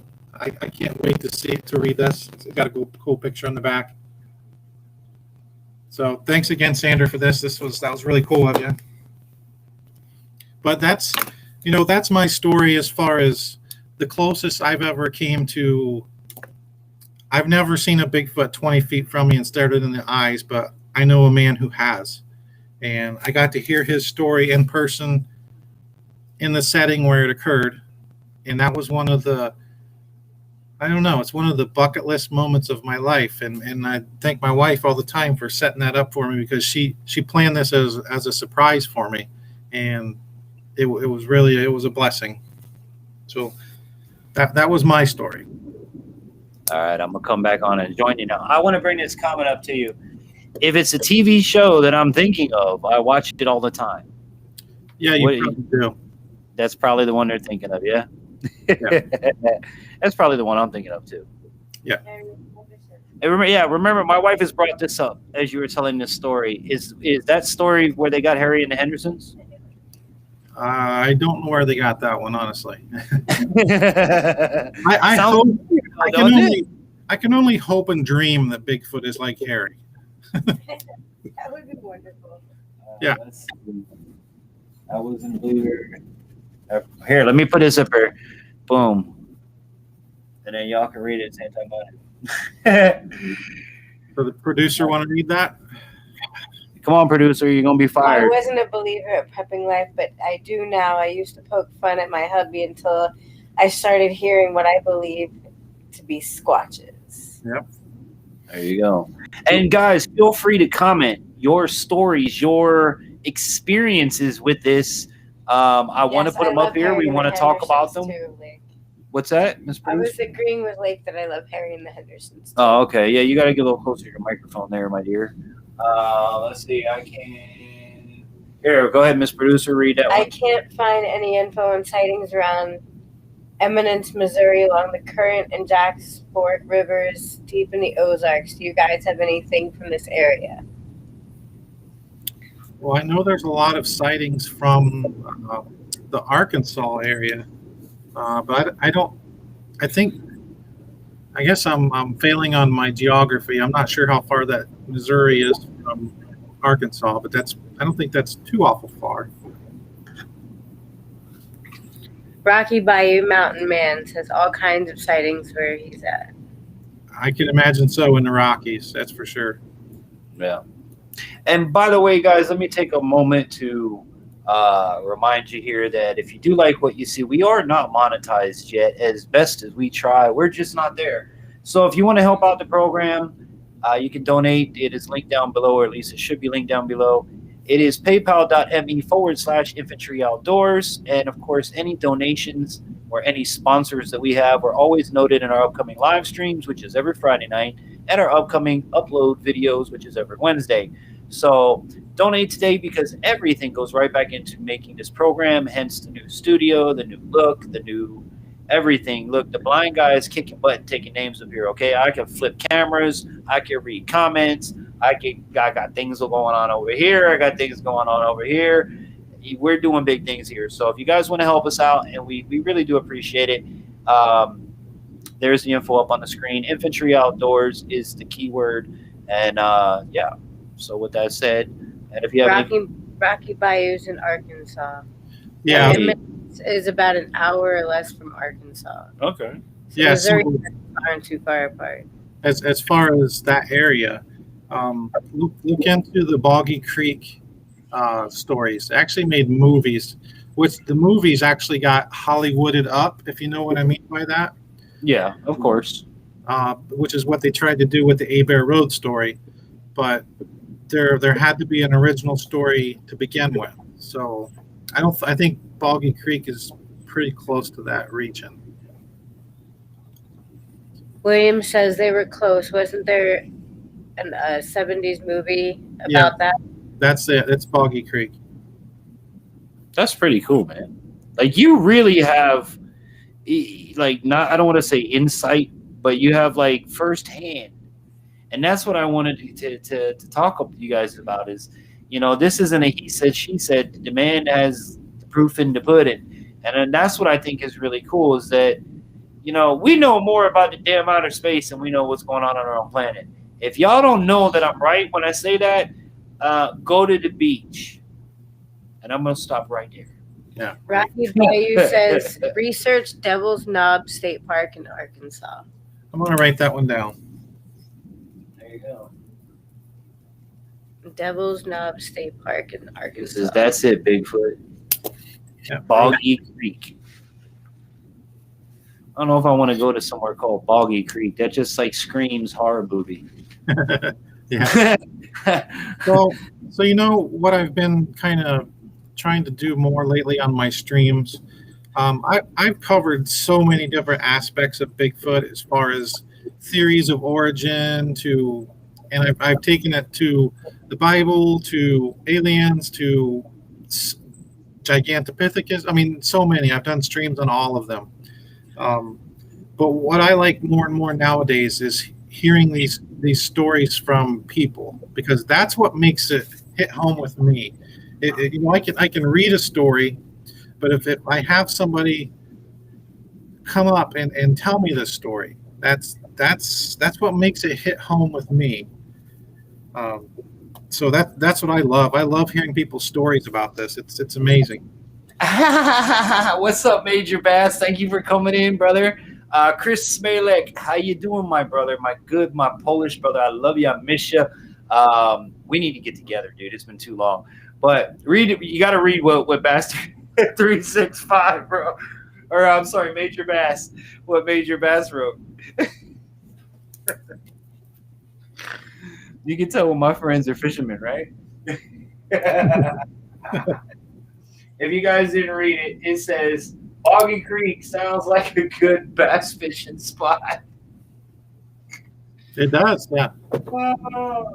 Hey, I'd try to hope to catch a big one there. And you know what I think is really cool is y'all don't see Chris's comment, do you? Yes, we do. You do? Yes. Oh, okay. Because everything is shared in comments. Really? So yes. You can see my Facebook comments in the yes. YouTube. That is, see, I'm learning here tonight, folks. This whole restream thing is brand new to me. And by the way, we are simulcasting on both Facebook Live and YouTube. So welcome, Chris. Dope show, my friend. I hope you and the family are doing well. I would love to see you. I'm now in North Florida. Find a way to get a hold of me, dude. My number hasn't changed since high school, believe it or not. So, yeah, man, I hope you're doing really good. It's awesome to see you. And, Chris, do you have any Bigfoot stories? Or do they have Bigfoot in Poland? See, my friend Chris, him and his family, they're from Poland. I've known him a long time. So I would be interested to know, unless you know Bigfoot, does Poland have Bigfoot or a version of Bigfoot? I can't answer that one. All right. Mr. Schmelek, could you please let me know? I would love to know. Well, if Chris is commenting, I can't see that. I can just see Major Bass's comment. Oh, no, but Major Bass is on YouTube. That's what I'm saying. You can't see Chris's comment. No, I can't. Okay, because that's our first Facebook comment tonight, boys and girls. Yay! We've reached one Facebook person that I know of. And welcome to everybody that I haven't, seen yet. Which, my friend Bigfoot, it's that time, cups up time. Ladies and gentlemen, happy Friday. Thank you for coming in and joining me and Bigfoot Prepper as we talk about the legendary figure known as Bigfoot. Thank you for coming in. Thank you for your support. Remember to give the video a thumbs up, like, share, and subscribe. And if you share up tonight, you're going to get to win, or your chance to win, a MRE S'mores cookie absolutely free. So thank you guys so much. We love you. God bless all of you. Cheers. Happy Friday.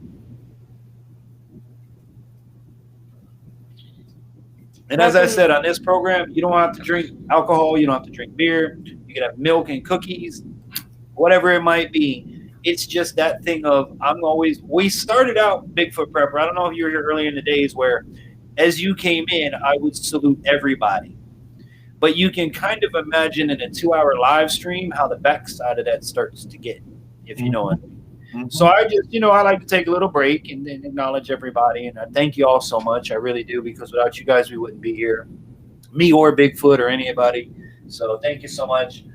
Major Bass has been doing big things out there. If you guys don't know, they're doing things following the circuit. Tangeray is good. Tangeray. Major Bass, I need to have you up here one night. Let's schedule a night for you to get up here. Prep Life says, I spent about a week in the Redwood solo camping. I heard quite a few tree knocks and had a few rocks thrown at my tent, even though I was not at a campground. Oh, wow. Chris, are you still here, buddy? Because I don't see anything popping up over here. And Arkansas Living just came in. Welcome, Arkansas Living. Don't forget to share it. Let me drop the caption. Bigfoot, man, it's been awesome doing this with you tonight. Oh, wait, not that one. Sorry, guys. Keep in mind, there's a blind man running the controls over here. Dude, it's been awesome having you here tonight. Hearing that story and everything was really, really, really awesome. And you guys in the chat, if you have a Bigfoot story, please drop it in, whether you're on Facebook or YouTube. I'll read it out. Now, when I click on the comment, no matter who it's from, you guys can see it on the screen, right? Major Bass sounds good. He has a few big announcements he can share. Awesome. Can you set it up for next Friday? If we could do that, then you're booked for next Friday. Which, by the way, I need to announce this. If anyone in the community, we're looking for guests, not only for Friday night, but also for upcoming videos. If you are an expert in your outdoors field, or particularly if you are a handicapped person, we want to feature you. I want to talk about, I'm tired of it being me. So if you know of anybody, or if you yourself would like to be a guest on Infantry Outdoors Live, or do an upcoming collab where I come out and film you and hang out with you, write to us, and let me drop that up here. I mean, it's really hard to remember. infantry@infantryoutdoors.com. That's the easiest thing my social media rep could have done for me, because no matter what condition I'm in, I'm going to remember infantry@infantryoutdoors.com. So you guys can email me. Please reach out to me. I'd love to have you as a guest on a Friday night, or collaboration, or anything like that. We're always looking for folks. So this is the casting call. In the future episodes, I'm actually going to put a little casting call commercial together, rather than me talk about it, and we'll run it throughout the program. But yeah, make sure that you reach out to us for that. But don't forget, share out. Sharing is caring, and we love you so much. We're going to hook you up with a s'mores cookie. So, all right, let's see. I have to keep up with my chat too, because I've got all the other chat. YouTube. All right, it's all YouTube, and the producer's pretty much on top of it. So, Bigfoot, my friend, what else can we say about this legendary character? I can tell you, in Florida, if I haven't seen it, which I haven't, I've smelt it. Now, for us, as we talked about before, in Florida, it's called the skunk ape. It's still Bigfoot. It's a little bit smaller, but you have to know that in Florida, it's all swamp. It's marsh. It's mangroves. It's wet. You ever stuck your foot in like stinky swamp mud? Mm-hmm. When you pull your foot out, it smells like someone took the top off the city septic tank. That's kind of like if you walk through the woods, the swamp, that's what you're gonna get. So imagine what I was always taught was imagine 10 dead skunks peed on themselves, and that's the smell of the skunk ape. It's something that you'll smell long before you get near. Signs of the skunk ape: banging on trees, grunting, howling of sorts. I don't want to know if you really want to call that howling, but it's a type of a howl, a scream. Am I right, Bigfoot? Yeah, right on. And this, I've heard this odor described as a wall of stink. Somebody feel like they're just walking and they feel like they walked into a wall of stink. Yep.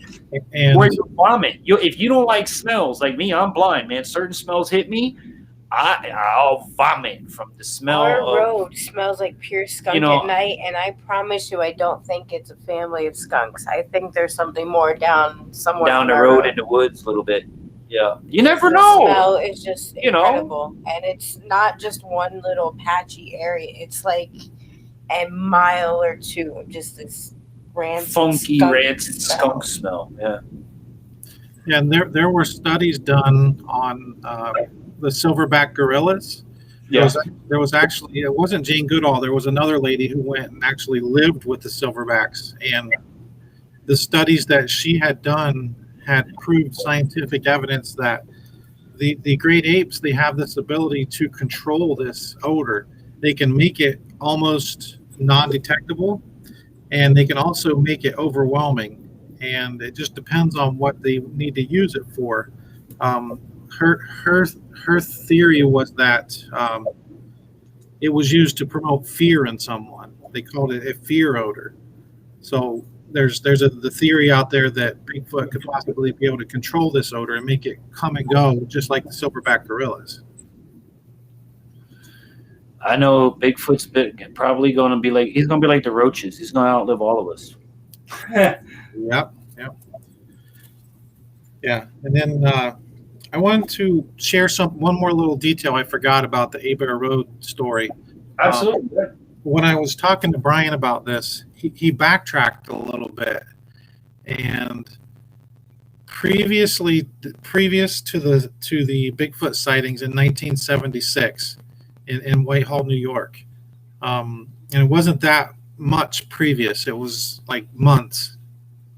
The whole Northeast United States, including the Whitehall, New York, upstate New York, Vermont, the whole Northeast was inundated with a very, very large amount of UFO sightings. And a lot of people talk. I saw someone in the chat earlier mention about seeing lights, and Brian Goslin, he tends to believe that there is a connection between whatever was in these UFOs. I mean, there was this mass sightings of UFOs across upstate New York and the Northeast, and then immediately following that, they have these sightings of these huge hairy creatures on the Earth. So there's definitely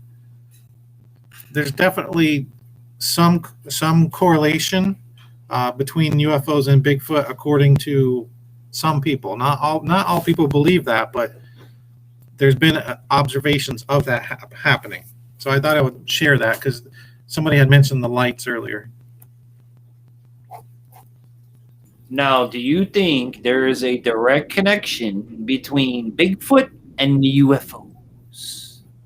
I know we're reaching here. This is a whole nother program, Bigfoot. But before you go too deep, we're going to do a whole nother program, me and you, on that one. But what do you think? Do you think there's a connection between Bigfoot and UFOs? Well, I have a whole nother outlook on UFOs than a lot of people. So I'll leave it at that. Okay, fair enough. And like I said, we'll do a whole nother night on that, because things you see in the woods. I know one of the things for me being blind, all right, living in the city, looking up at the stars wasn't a possibility. It was just too much light, and it wasn't until I went out till near Naples, out in Immokalee, back when, before they built it up and ruined it all, you could just see everything. And it was amazing for me to look up and go, "Hey, Dad, look at that. Look at that. Look at the shooting star." And my dad was like, "You can see that?" I'm like, "Yeah, out here I can see it." And it was amazing. Well, there was one time, and I think it was with my wife, that we saw what looked like, and I could see it, was like a space station. I think we were camped somewhere. And you can see it clear as day. Like, it wasn't a moon, it wasn't a star, it wasn't moving, it was sitting there. And the next night, it wasn't there. So I mean, it was there for hours. Like if it would be a space station or a big satellite or something, it didn't move. It stayed in that orbit throughout. We were up for 3 or 4 hours watching it. Every time I looked up, it was still there. But I'm talking way, way, way up, like if it was a satellite. And then the next night at the same camping location, it wasn't there. But that's just my little thoughts on it. But back to Bigfoot and skunk ape and yeti and what else we got? Abominable snowmans. And what about scientists experimenting with intertwining humans and animals? I wonder if some of these sightings pertain. That's creepy, actually, to even think about. Yeah.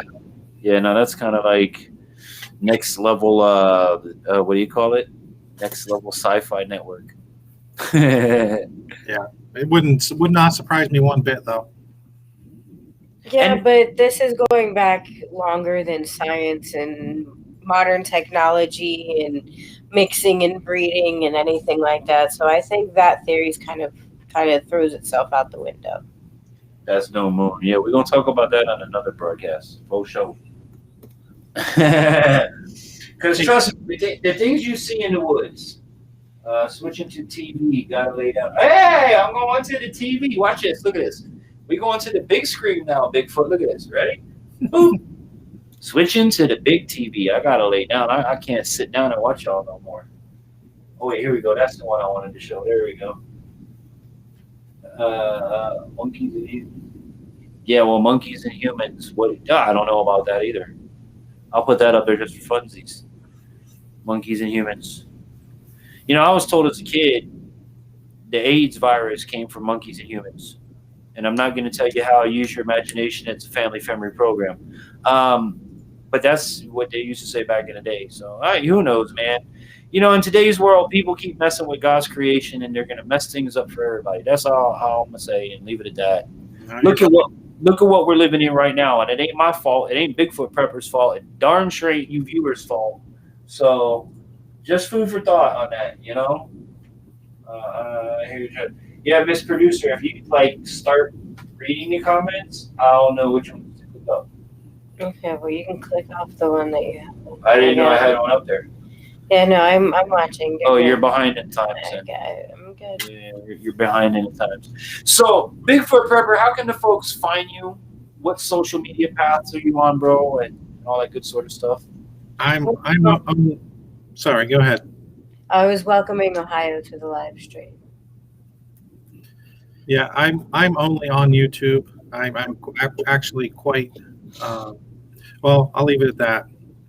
I don't care for the other places. So okay, that's fair enough. Now, as a YouTube creator myself, has YouTube given you any has it harder for you as a Bigfoot creator when you do Bigfoot topics? Because we all know as content creators, we all have our certain little areas that YouTube doesn't like.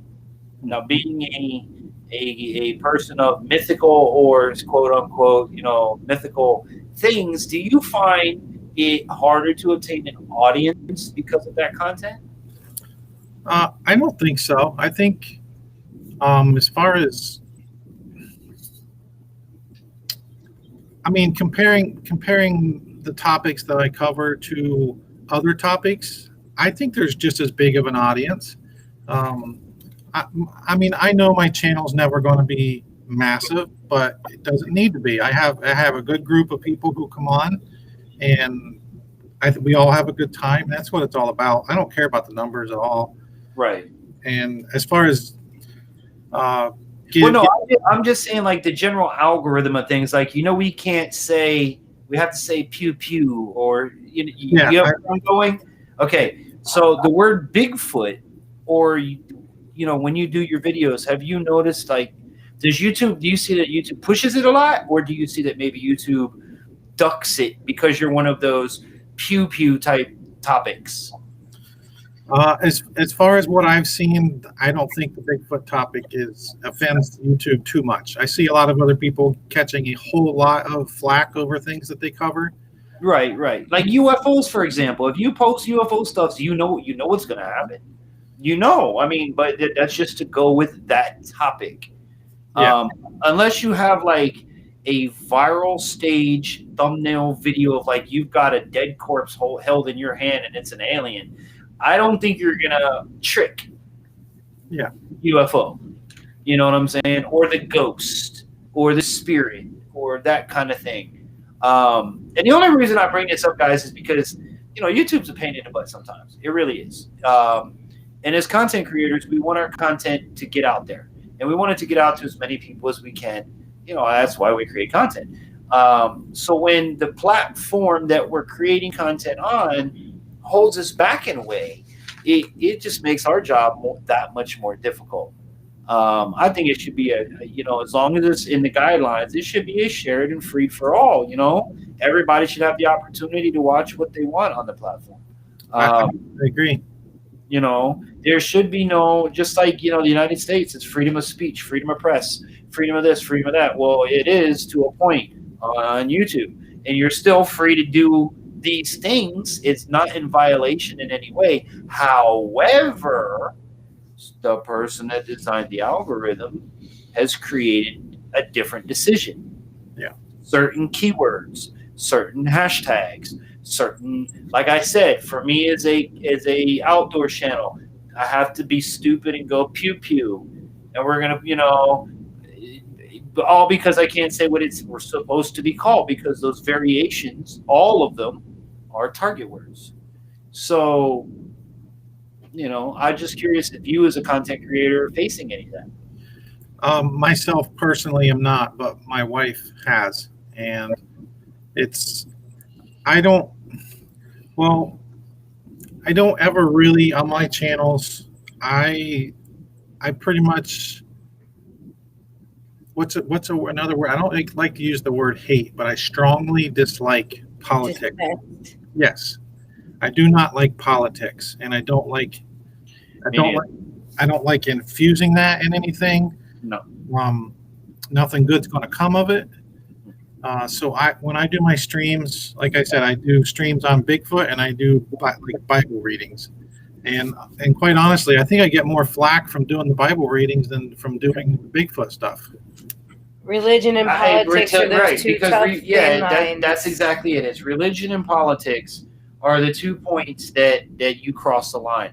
And brother, I worked it for just to throw you in a world of you don't belong types of places. I worked at a Caribbean Jamaican-owned radio station for 16 years. That my entire shift was pastors, bishops, and churches in the overnights. And man, it was the flack these people would get, and just I even had to get on one night and defend a pastor because somebody attacked him on the radio. And I'm like, look, dude, if you don't believe it, just like this world of YouTube, okay, or this world of anything, instead of being hatred about it, there's 380,000 uploads every day to YouTube. Look it up on Google. Click off. If you don't like it, click off. Yeah. Go to a different channel. Don't be a jerk. That's kind of how I feel. I'm never a jerk to people. If I don't like your content, I don't even thumb you down unless you really screwed up. But I'll just click off. Go to the next person. But with this, like I was saying with the algorithm thing, as creators, you know where I'm going with that. But now, the Bible, that's a big one, and politics is the other big one. Because whoever created the algorithm is only on one side of those fences. Yeah. And that's not fair to any of us as creators.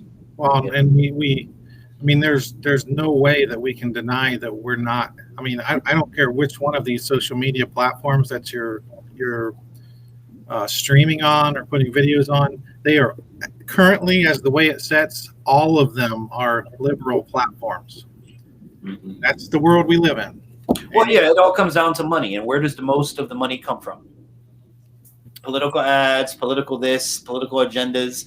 Where is your biggest news value? And I've been in media, guys. Listen, I have a degree in radio and TV broadcasting for over 20 years.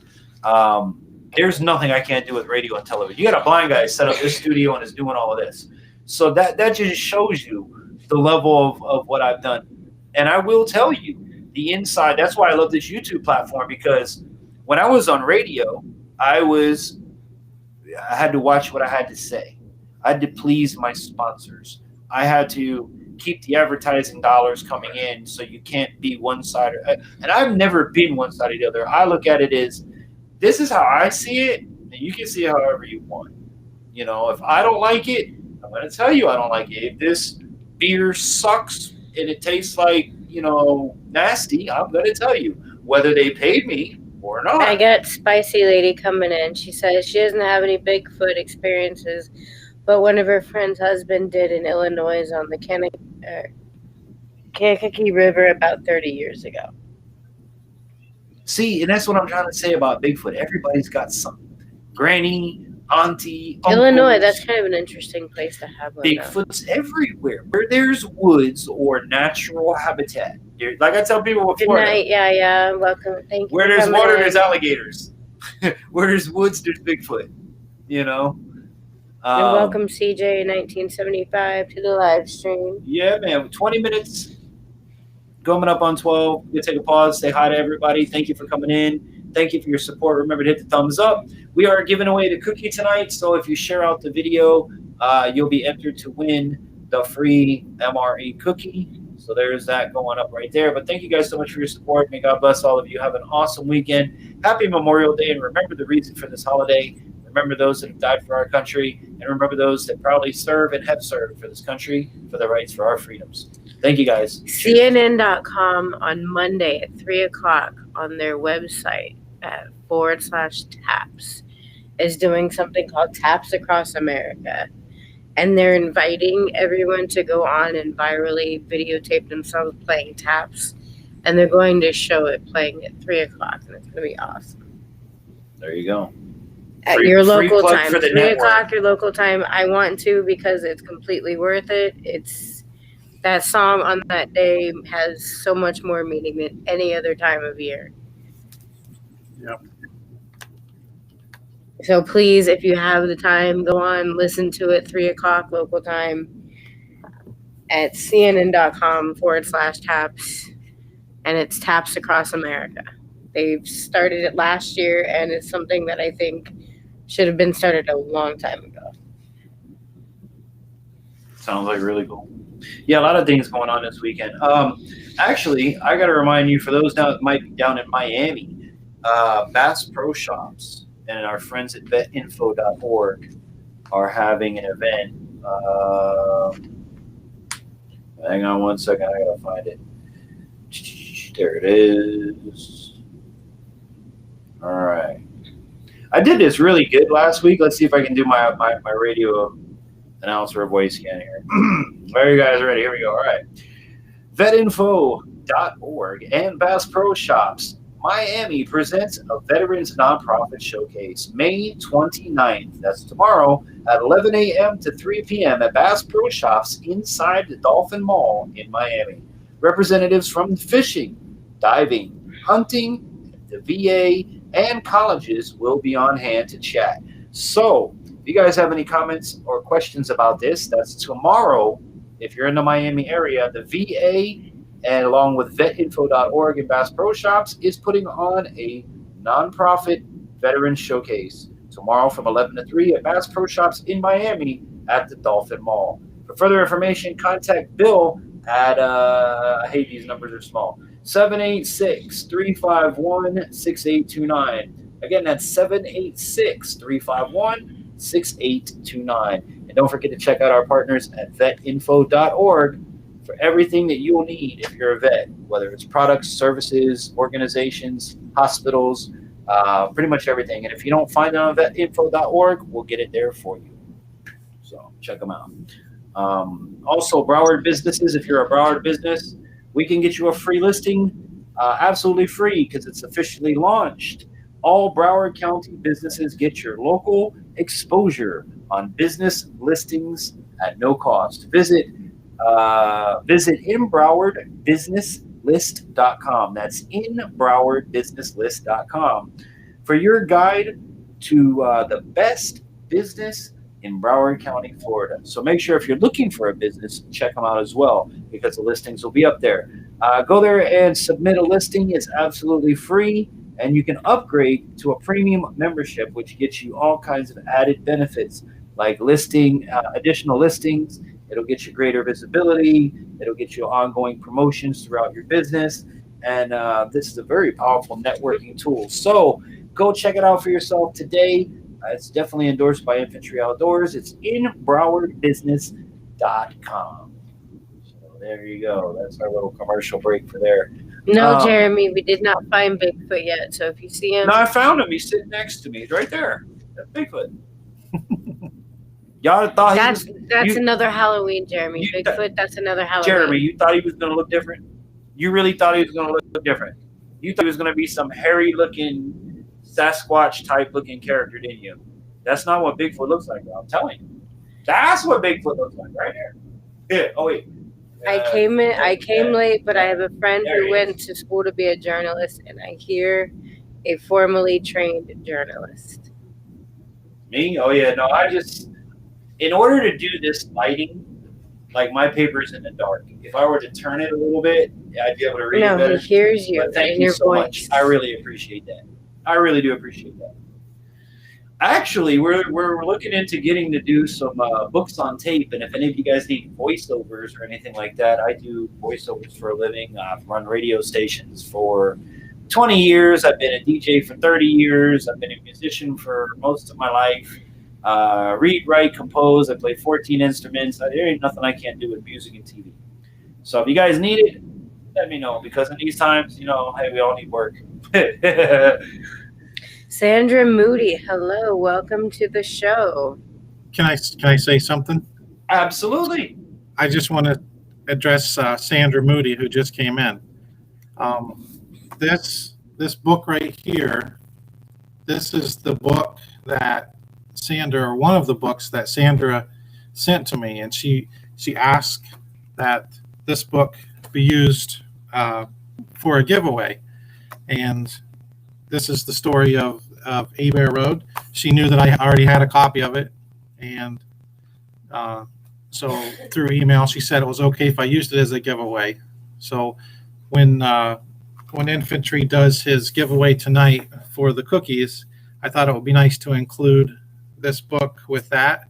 And if it's okay with you, Sandra, I'd like to maybe sign the inside cover of it and put in care of, like Sandra Moody also, if that's all right with you.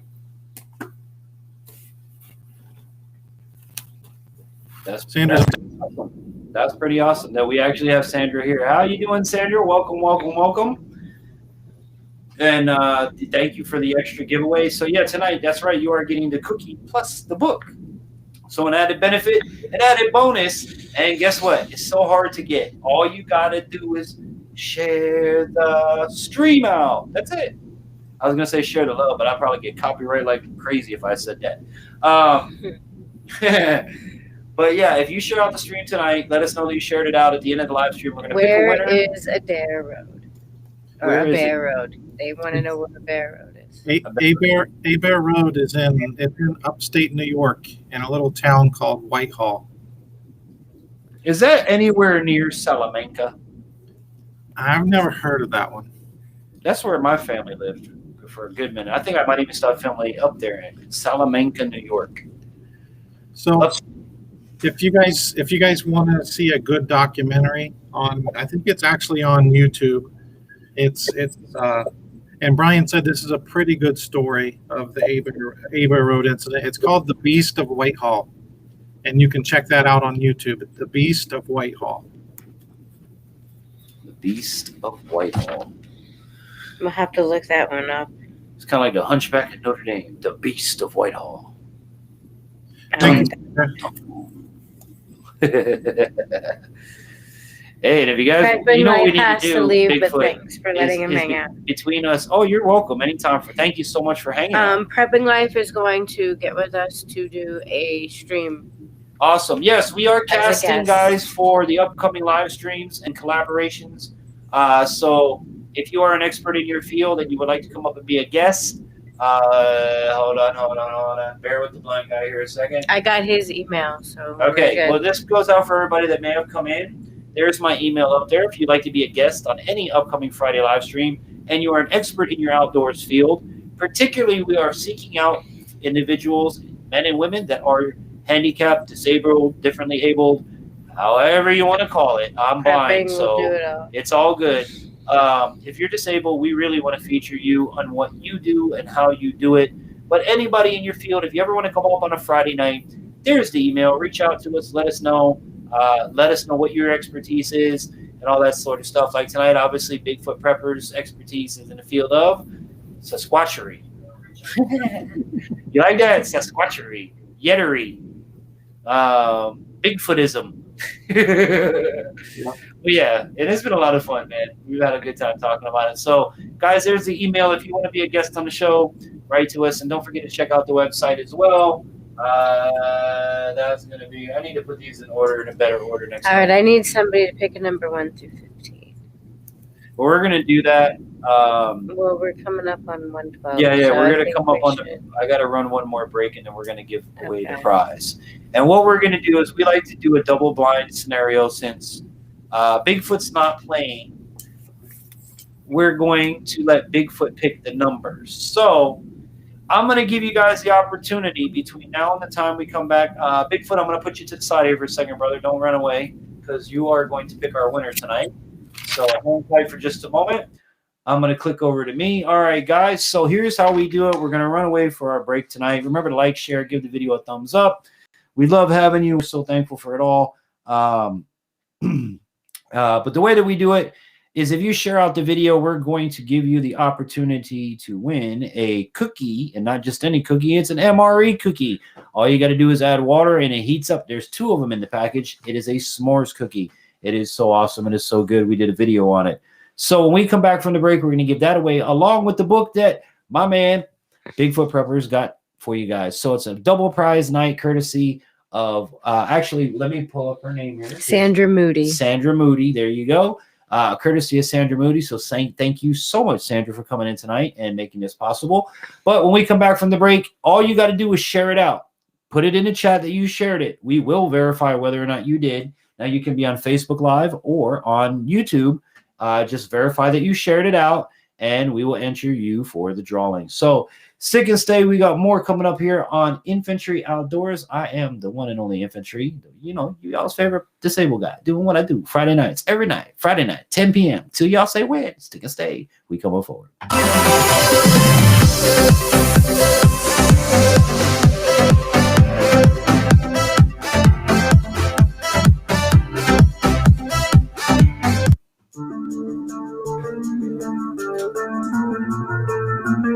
Tonight's Infantry Outdoors live stream is brought to you in part by Silver Connections Group, full digital marketing agency. Improve your social media standings. Boost your Google rankings. Get a website for yourself or your business. Contact them today at silverconnectionsmobile.com. Water purification products. Pure water at your fingertips. Fully licensed and insured. Products, service, and full installation. Shop today at waterpurificationproducts.com.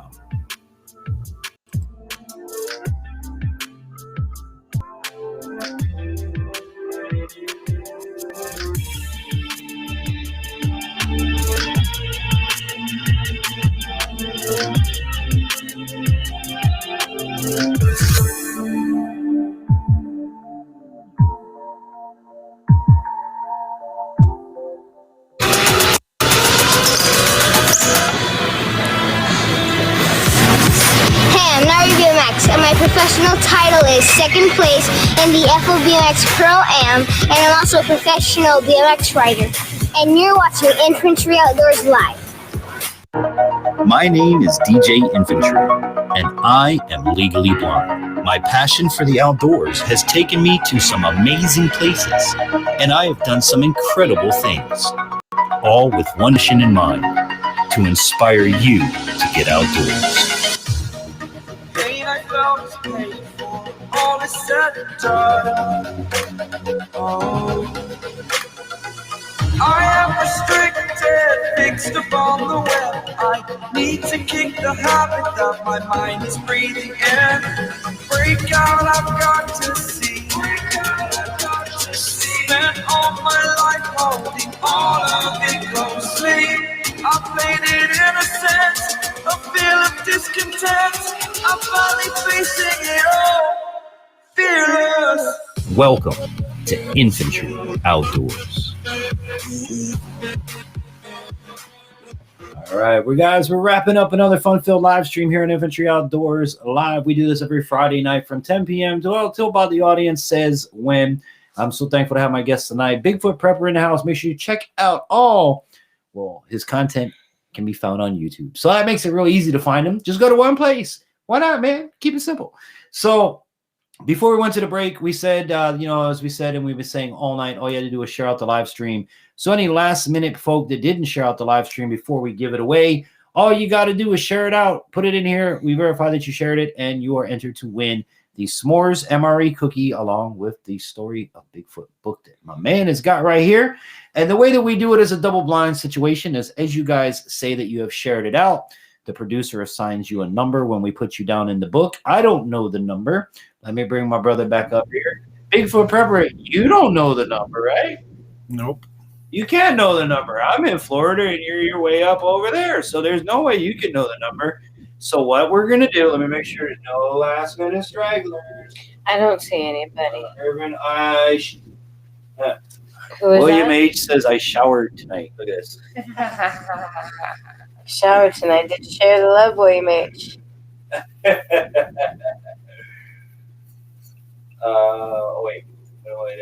Where did it go? I think we got everybody. You got everybody? Anyway, great content. I've got to start down. Doing my All right. So every Mondays, and if you guys want to be a guest here on the show, like my man Bigfoot, all you got to do is write to us at infantry at infantryoutdoors.com. See, I got to get used to it myself. So, my brother, you're going to pick our winner. So if anybody's 1 mad, through 15. it's you that they got to be mad at. Number. Yeah. Tonight's numbers are 1 through 15. So I want you to think about this one. Think about it, 1 through 15. Take your time. Got it. All right, he's got it. Tell us your number, Tell and us I the will number. tell you who is assigned that number. Well, I'm going to give a little backstory on my number first. Okay. Yeah, keep him in suspense. I love Well, I've been reading the Book of Revelation quite a bit lately, and in the Book of Revelations, there's seals, and there's trumpets, and there's bulls, and they all come in a pattern of sevens. So my number is 7. All right, 7. Hey, Rabbit. now, give you a little backstory on that number. We were married on 7/7/7 at 7 p.m. Very nice. in a church by the same pastor that baptized me, which I think that's pretty special. So that's a good number. That's good stuff. That's good stuff. I'm telling you, it's good stuff. God is good all the time. If y'all don't know that, learn it, because good things will happen in your life, man. I'm telling you. All right, so 7, Miss Producer, who is number 7? Lucky number 7 is rattle trap fishing. Whoa, rattle trap fishing, Curtis and Francis. Congratulations. Now, you guys do not have to be here to win. However, here's the rule. You have 7 days to contact me at the email infantry@infantryoutdoors.com or rattle traps case. Call my phone, give me your address, and I send it out to you. It's that simple. And But, we will get you Bigfoot Prepper his information. Yeah, once he gives me his email, they have 7 days to contact me. If they don't contact me in the 7 days, it's up to them. Then it gets recycled for next week. So either way, I'll let you know. Whoever it's going out to, I'll give you the info. Sounds good. He's right there in the chat top. So Is he? Yeah, no, Curtis and Francis there he are in is. here. There he is. There's a rattle trap. Brother, you won, man. Congrats. Call me. Give me your, or just text it to me. That'll be even easier. You And get the then book, you get the cookie. You get the book, you get the cookie. See, I'm jealous. I want a book. I want one of them signed books. I'll put that with my celebrity bookshelf over They'll there. call us tomorrow with the You know. information. But yeah, call me and give me your info. I'll get it over to Bigfoot, and we'll get that out to you guys, man. So, next week, I can't tell you what the topic's going to be yet because we're in the process of scheduling people. But yeah, again, anybody in here, if you guys want to come up like Bigfoot did tonight, did you have a good time, my friend?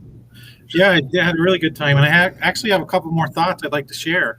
I'd love to hear them, but let me get this out, and I'm going to give you the floor. That way you can go back and share them. We've been talking Bigfoot all night, so if you guys have a topic like this, I would like it to be outdoors related, handicap related. I mean, most of you guys are outdoors channels, went from gardening all the way down the road. So if you want to come up and talk about your field of expertise, get your channel promoted a little bit, which I don't really consider that to be what we do, but it works either way. Come on up. We are on Facebook and YouTube at the same time every Friday night from 10 p.m. till about now, or depending on how long the stream goes. We let you guys decide. If y'all want to keep going, we'll rock till 5 in the morning. It don't bother me. I ain't got nothing to wake up for. So with that said, I'm going to turn it back over to Bigfoot Prepper and let him give y'all some more details, information, and stories. And if you guys have anything, drop it in the comments. We'll read them. We'll, all that good sort of stuff. I know the contest is over, but please feel free to share it out. Let people know we're still here. So Bigfoot, all yours, bro. Okay, I had a couple points I wanted to share, and it's going to bring up a couple questions. And I just want to get you guys' thoughts on these questions. Nothing too deep, but I'm not sure if you guys have ever heard of the principle that is called Occam's razor, OCCAMS, Occam's razor. In layman's terms, the principle of Occam's razor is whenever you have a problem or a question, and you're presented with more than one solution or answer to the problem, typically the simpler of the answers or solutions is the correct one. The more complex you get with your answer, the less likely it is to be true. So with Occam's razor principle in mind, okay, so we have these thousands upon thousands and thousands of stories of Bigfoot sightings, Bigfoot experiences, sounds, the tree knocks.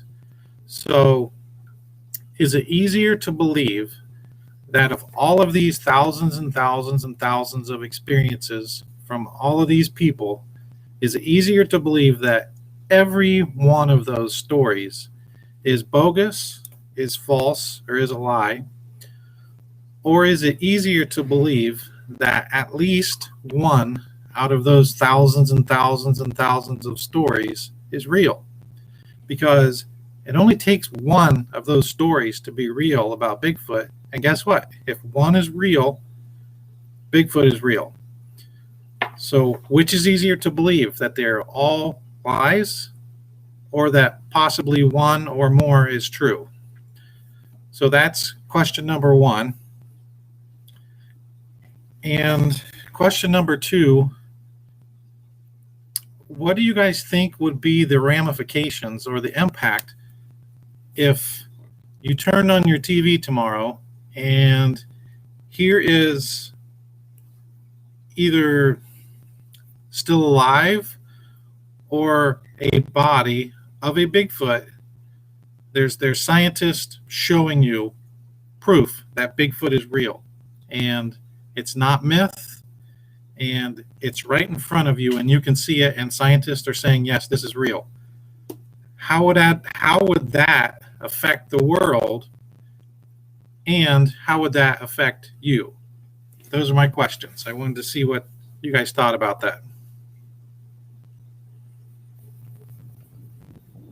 Okay, before we go anywhere, I want to give you my. Let's do those again, and I'm going to answer them because you gave it to the audience. Now, read those to me, and I'll be the first fish in the fry pan. The whole thing? Well, no, just like a brief snap. Okay. Basically, the first one is, are you more apt to believe lies and if with these stories of all of these stories? Well, no, the first one he said was with the body. If they were to put up on the TV a body that or was show, the second one. That one I have a perfect answer for you. Okay. Ha ha, I told you. That's my answer, yeah. Ha ha. Ha ha. Ha ha. Y'all are dumb. Ha ha. But I mean, but hold on. And just to justify that, what did I say? Y'all can backplay this in the broadcast. We know more about space than we know what's on our planet. I'm a believer in this. I swear it. Y'all know more about the moon and the craters and the stars and the solar system. And I leave it at this again. Go to the beach. And it was just draw the line right there. I was going to say something along those lines. You go to the beach, discovering you don't know mysterious nothing in the damn creatures that are coming out of the water. Oh, Megalodon's dead. Yeah, and then shows up a Megalodon. Oh, this giant sea squid. What showed up on the beach? Come on, man. We don't know nothing. You know? So to say if Bigfoot showed up on the TV tomorrow, I'm with him. Ha ha, I told you. So that's how it would affect you. How do you think it would affect the world? Because a lot of people are going to be facing this thing that shouldn't be real. Okay. I have two ways that it'll go. You're going to have the people, obviously, that go, ha, ha, ha, we told you. And the ones that go, I told you my footage wasn't fake. I told you. Remember I told you? And you're going to have old country boy going, them boys didn't listen to nothing I told them back in 62 when I was showing them the damn thing over there. Trust me, that's going to be that group. But then, to lighten the mood a little bit, you're going to have the other side that are probably going to figure out how to, say that it's wrong that it's Bigfoot, or, that you have that Bigfoot, or FEMA's going to come and get you because you caged the, I don't know, man. It could go a lot of ways in today's world. Honest to God. And I think that's a lot of the reason why the government wants to try to keep it a secret, even though they can't, like, other things in life that we'll get into other videos. But it's the thing of, if we tell you, if you don't know and you find it out, we could play it off. If you think you can prove it, we could still play it off. I mean, we're in a world of technology. I could take your body and put the president's head on it nowadays. But if I tell you it's real, what's going to happen? Like you said, the people that are going to go, hi, I told you so, that's all it's going to be. But what is it about the people that are going to go, let's go kill it, it's different, and everybody runs because it's going to be a Beauty and the Beast scenario. Right, a Beauty and the Beast scenario. Or you have the people that when you catch it are going to try to say you did things wrong. Or you have the people in the world that are just going to try to erase Bigfoot from our history because they don't like Bigfoot. It can go anyway in today's world. That's the scary part of it. Mm-hmm. That's my thoughts on it. I'm one of them people, like I told you in the beginning of the broadcast, leave it alone. Leave Bigfoot alone. He ain't bothering you. He ain't messing with you. He don't even want to be found by you. Yeah. You know. But I think as far as the first question goes, I'm more apt to believe the stories are true because I'm just a believer in stories. I mean, I've heard things and I've seen videos enough to believe that there's something bigger than any animal out there. William H. in the chat, he just brought up kind of what I was getting at. Here, let me put it up there. Yeah, it's the top comment there.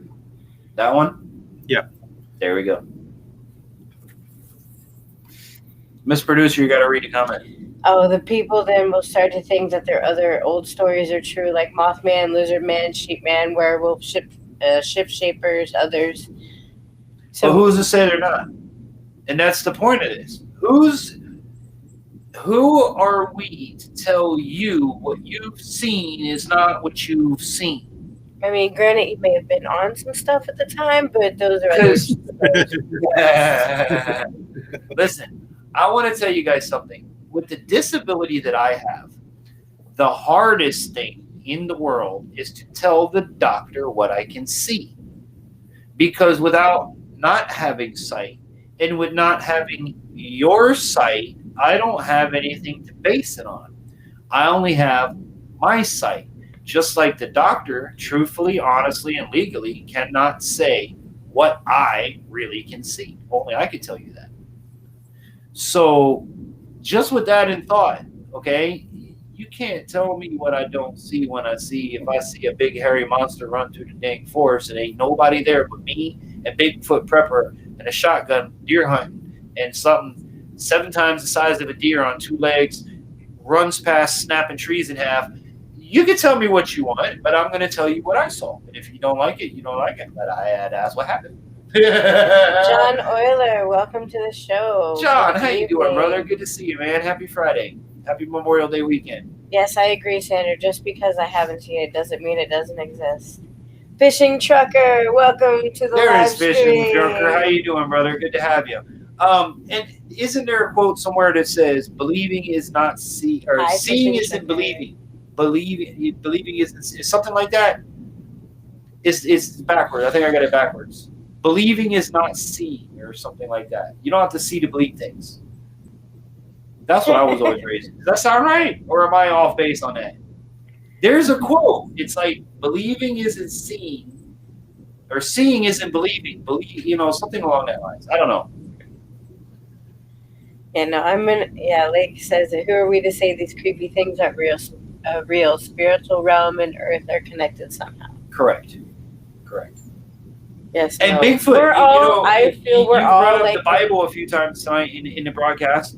I believe in God and Jesus, and I don't see them. I talk to them every day. I don't see them, and so do many of you. So how are you going to tell me Bigfoot ain't there? How? Especially with the proof you've seen. I mean, some's fake, some's not. But I'm with Bigfoot Prepper on this one. No, I'm always in a thought about the ending of Men in Black, where they end up like being smaller creatures in a bigger vessel. And I always think that maybe somehow that's might be what we are, is just smaller creatures in like a bigger world, and somebody's bigger than us is watching us. And it's a wonderful thing. That's right. What is this? Ohio. William Guy needs to go. I change. It's okay. Just ignore it. It's just You're good. Okay. no need to publicize It's it. not even English. That's why I No, was we're asking. good. Like, it's Good not evening, even English. Stephanie Lai. Moderators, if it's up there, yeah. No, we're good. We got it. Yeah, I was like, wait a minute, that's not even English. Come on. We got it. We got it. Good to see you, Stephanie. So, what is it about Bigfoot? Now it's my turn to pick here. You have to put a question out there. What is it about Bigfoot that intrigues people so much? That makes people want to go look for him? That makes, like, again, the creature obviously wants nothing to do with us, and it tries really hard to stay away from us. So what would intrigue us as people in general, Bigfoot Prepper, directly to you as a person that looks for him? What is it so intriguing about him that keeps you going? Well, it all started with the Patterson-Gimlin film, and I believe that was in the 60s, and it was at Bluff Creek in California. And that's the classic Bigfoot film where you see him walking across this rocky shore with the arms swinging, and they call that Bigfoot Patty because they believe it to be a female. But just seeing that, it's something that it's not supposed to exist. Just like when you hear somebody's story, like when I heard Brian Gosling's story, him describing this thing 20 feet from him, he said, here was this thing standing in front of me that doesn't exist, but here it is. So that opened up his mind to, what else is there? I mean, anything that's outside of the realm of what we comprehend as humans, that always intrigues us. That's a good answer. Well, I think my thing is with all these underwater deep sea creatures that are coming up nowadays, that are becoming, more and more known with cameras, as cameras, and everybody's taking their cameras out. I think because those are there's definitely something more out there. Bigfoot, aliens. I mean, there's always unknown that we're always discovering. We're always discovering new things every day. So I definitely think it does exist out there. And what do you guys think? Comment in the chat.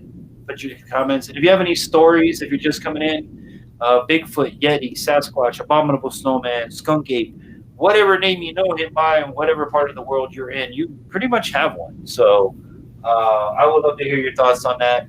But I have one more question for you, and I can't even remember what it was. Oh, have you, in your hunt, experienced Bigfoot, like this tree snapped in half? I have not. And when the last time I talked to Brian Goslin, he's actually part of the Northeast Sasquatch group, and they go out looking for evidence, and he actually has invited me and my wife to come out with them, and he has his favorite spots where he likes to go. I would say, quite honestly, my wife, who was a total non-believer, we live really close. We live in the Adirondack Mountains, and we can see the mountain from our front porch. And the things that we hear at night here, we can't always explain some of these things. And she'll come into the house and say, "You got to come out here and listen to this." And you listen, and it's like, "What is that?" I know those feelings. And you know what's even worse for me is, like I said, being blind, when you lose the sense, for those who don't know what I'm talking about, your other senses get heightened. They get more like superpowers.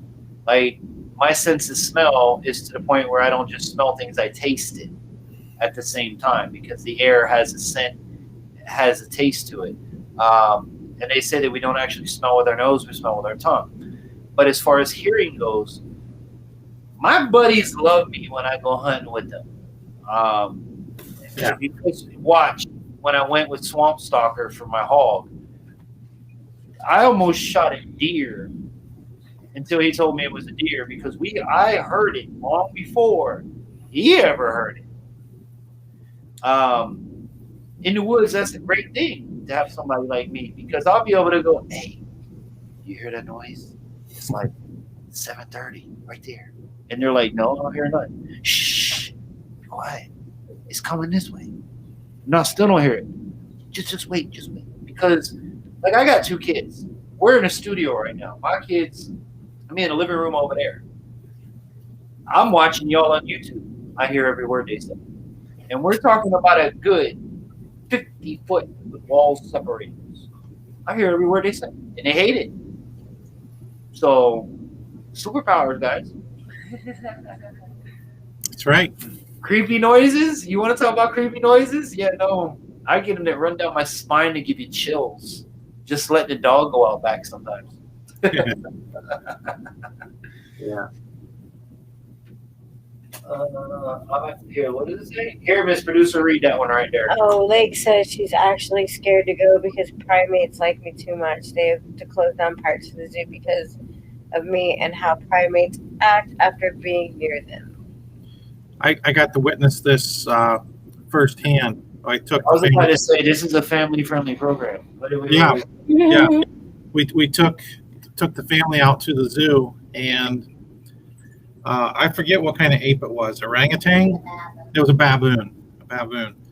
And so my wife goes down there and is looking at this thing, and then I approach, and this thing was not happy to the point where it ran to the other side of the cage, picked up a handful of rocks, and came running full speed right at us and launched those rocks at me through the cage. Oh, wow. That's like one of them viral YouTube videos, like where you see the lion jump at the glass and break it, or now I've raised monkeys in the past. I've had capuchin monkeys. I have had ring-tailed lemurs. I have had, what the heck else do we have? We had a whole bunch of monkeys. Monkeys are nasty. Yeah. Monkeys are just nasty. When you get one mad, be thankful it chuck rocks at you. That was all. Okay, and being this is family friendly, they will chuck poo at you. They will do the nasty bit into their hand and chuck that at you. Mm-hmm. And being as YouTube friendly as I can, fellas, you know what I'm talking about, ladies. You probably do too. They are nasty, and then on top of that, if they could get a hold of you, they would bite the crap out of you. Oh yeah, they're not nice animals. They're not. And that's pretty much all. Maybe that explains a lot of human behavior. No, I'm just kidding. Yeah, right? No, But, not at all. And I've had some really sweet monkeys. I've had some really sweet, you think the capuchin monkey, oh, he's so nice because he's the organ grinder. Yeah, well, put your hand close to that zone that he don't like, and you're going to pull back going like this. Excuse me, sir. I don't know what happened. I just wanted to give him a snack. All right, and I've had your lions. cigarettes are taken out of your pocket. Oh yeah, no, my grandmother, she had a squirrel monkey that, back in the 70s and 60s, everybody had the shirts with the pockets right here, and you always put your cigarettes in your pocket with your lighter next to your cigarette. That's how old country white people did. So that's how they did it. Well, you come over to Oma and Opa's house and you sit down, and the squirrel monkey come pay you a visit. He was friendly as could be. He waited for you to not look away. He'd reach down in your corner pocket. He'd grab a cigarette. He'd tear it up. He'd throw it behind you. And he'd just sit there. And he'd wait. You turn and you look away. He'd grab another cigarette. Tear it up. Throw it behind you. You go for a cigarette. You ain't got no cigarettes left. The monkey took all your cigarettes and ripped them up. My grandmother would have piles of ripped up cigarettes behind the couch. He didn't like the tobacco. But, yeah, monkeys are pretty neat. Nasty animals, but they're pretty neat. Mm-hmm. Yeah, late for a brace, they're nasty. Yeah. And you would think, oh, the chimpanzee's so nice. Yeah, no, chimpanzees are vicious. Or they'd hold them in the sleeve. Vicious. I'll take a baby liger cub or tigon or, something like that over a monkey. But Bigfoot, my friend, we've run a lot longer than I thought we would. Do you have any more stories for us? I think you guys have exhausted my minimal knowledge of Bigfoot. We're good at that. You know, my media rep tells me just yesterday, infantry, I don't know why you go for 2 hours, 2.5 hours, or why you say you're going to go till when. I was like, listen, if the chat wants to keep going till 5 and the topic's on fire, we're going to talk until me or the guest wants to quit. And she's like, well, why do you do that? I'm like, well, to be honest with you, if they're there, for me, it's watch time. And y'all know where we're trying to get monetized, which is the hardest thing to do on YouTube. So if we want to hang out, what does it hurt? I never see the harm in it as long as I got a chat, I got a guest, and we're having fun. But I think we talked about all Bigfoot that we could, and everybody, thank you for contributing. Bigfoot, do you have is yours youtube.com/Bigfoot Prepper? Or It's Bigfoot Prepper. okay. I'm sure you can find it just under Bigfoot Prepper. Okay. Yeah, I wanted to make sure because I don't know if you change. Some people don't know you can change the URL. Once you get to a certain point, you can make it custom. Yeah, I did change mine. So whatever you just said, that's what it is. YouTube.com/Bigfoot Prepper. Yeah, see, it is. I can't use all capitals. There you go. What does it say, John? Oh, she was talking to John. Oh, okay. Just making sure. So I try not to miss the chat. And now I got the chat right here, like literally reach out my arm ain't even long enough. It's right there and you can't see it. And that's what I love. Bigfoot Prepper, brother, you're welcome here anytime. If you want to come up, book another night, we'll get some more stories together. You're very welcome, Lake. I will link anytime. with you Rattle Trap's information. That way you can get the book sent out to him at your disposal. I'll get ours sent out to him as well. Congratulations to Rattle Trap. But your final thoughts before we wrap up, my bro? Just thanks for, I know I presented this to you a few weeks ago, and a lot of people, when I kind of present something like that, they're like, yeah, no thanks. But you didn't, and you kind of accepted it, and I think we did. I think we had a pretty nice stream. No, we did, dude. Hey, listen, I'm all for anything outdoors, anything. And that includes Bigfoot because, like I said, when we're out in the woods hunting and we're out in the woods, you know, in Florida, and that stinky skunk smell gets closer and closer and closer, and you start hearing clacking on the trees. And I don't mean clacking like a stick. I mean clacking like a tree hitting a tree. Ba-ba, ba-ba, ba-ba, like you know to get the heck away. And, you know, whether y'all believe or you don't believe, great. We're not here to tell you to believe. We're here to tell you we believe, and we're to share our experiences with you. And Bigfoot, dude, thank you so much for that, for sharing it with us and taking it even to the biblical level, which is a really cool thing. And I'm glad I got to do my homework about some fun facts, got to give some stuff away. Check out Bigfoot Prepper on his YouTube channel, Bigfoot Prepper. That's the only place, no other social media. So do you have an email if they want to contact you? Yeah, BigfootPrepper@gmail.com. Awesome. And again, bro, anytime you want to come on again or reschedule a night, you get any more new updates. If you find something new, thank you to your friend for bringing us the book. That was very nice of her. Big shout out to you. She's welcome to come on if she wants to talk about the book one day. We could do that as well. Anything can happen, guys. We're always looking for people here, and all you got to do is reach out to us. We're very friendly. It's a family owned and operated business and thing that we do here at Infantry Outdoors. So it's infantry@infantryoutdoors.com. Very simple. You can check out our webpage. I've got my kids, my family up there.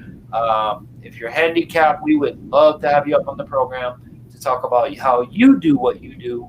I'm getting tired of talking about what I do, and I think, you know, it'd be a nice, fresh thing for y'all to see something different than your boy. So write to us, let us know. Bigfoot Prepper, you have an awesome night, bro. Thank you again, and I look forward to seeing you up here again in the near future. Appreciate it. Anytime, bro. Have a good night. You too.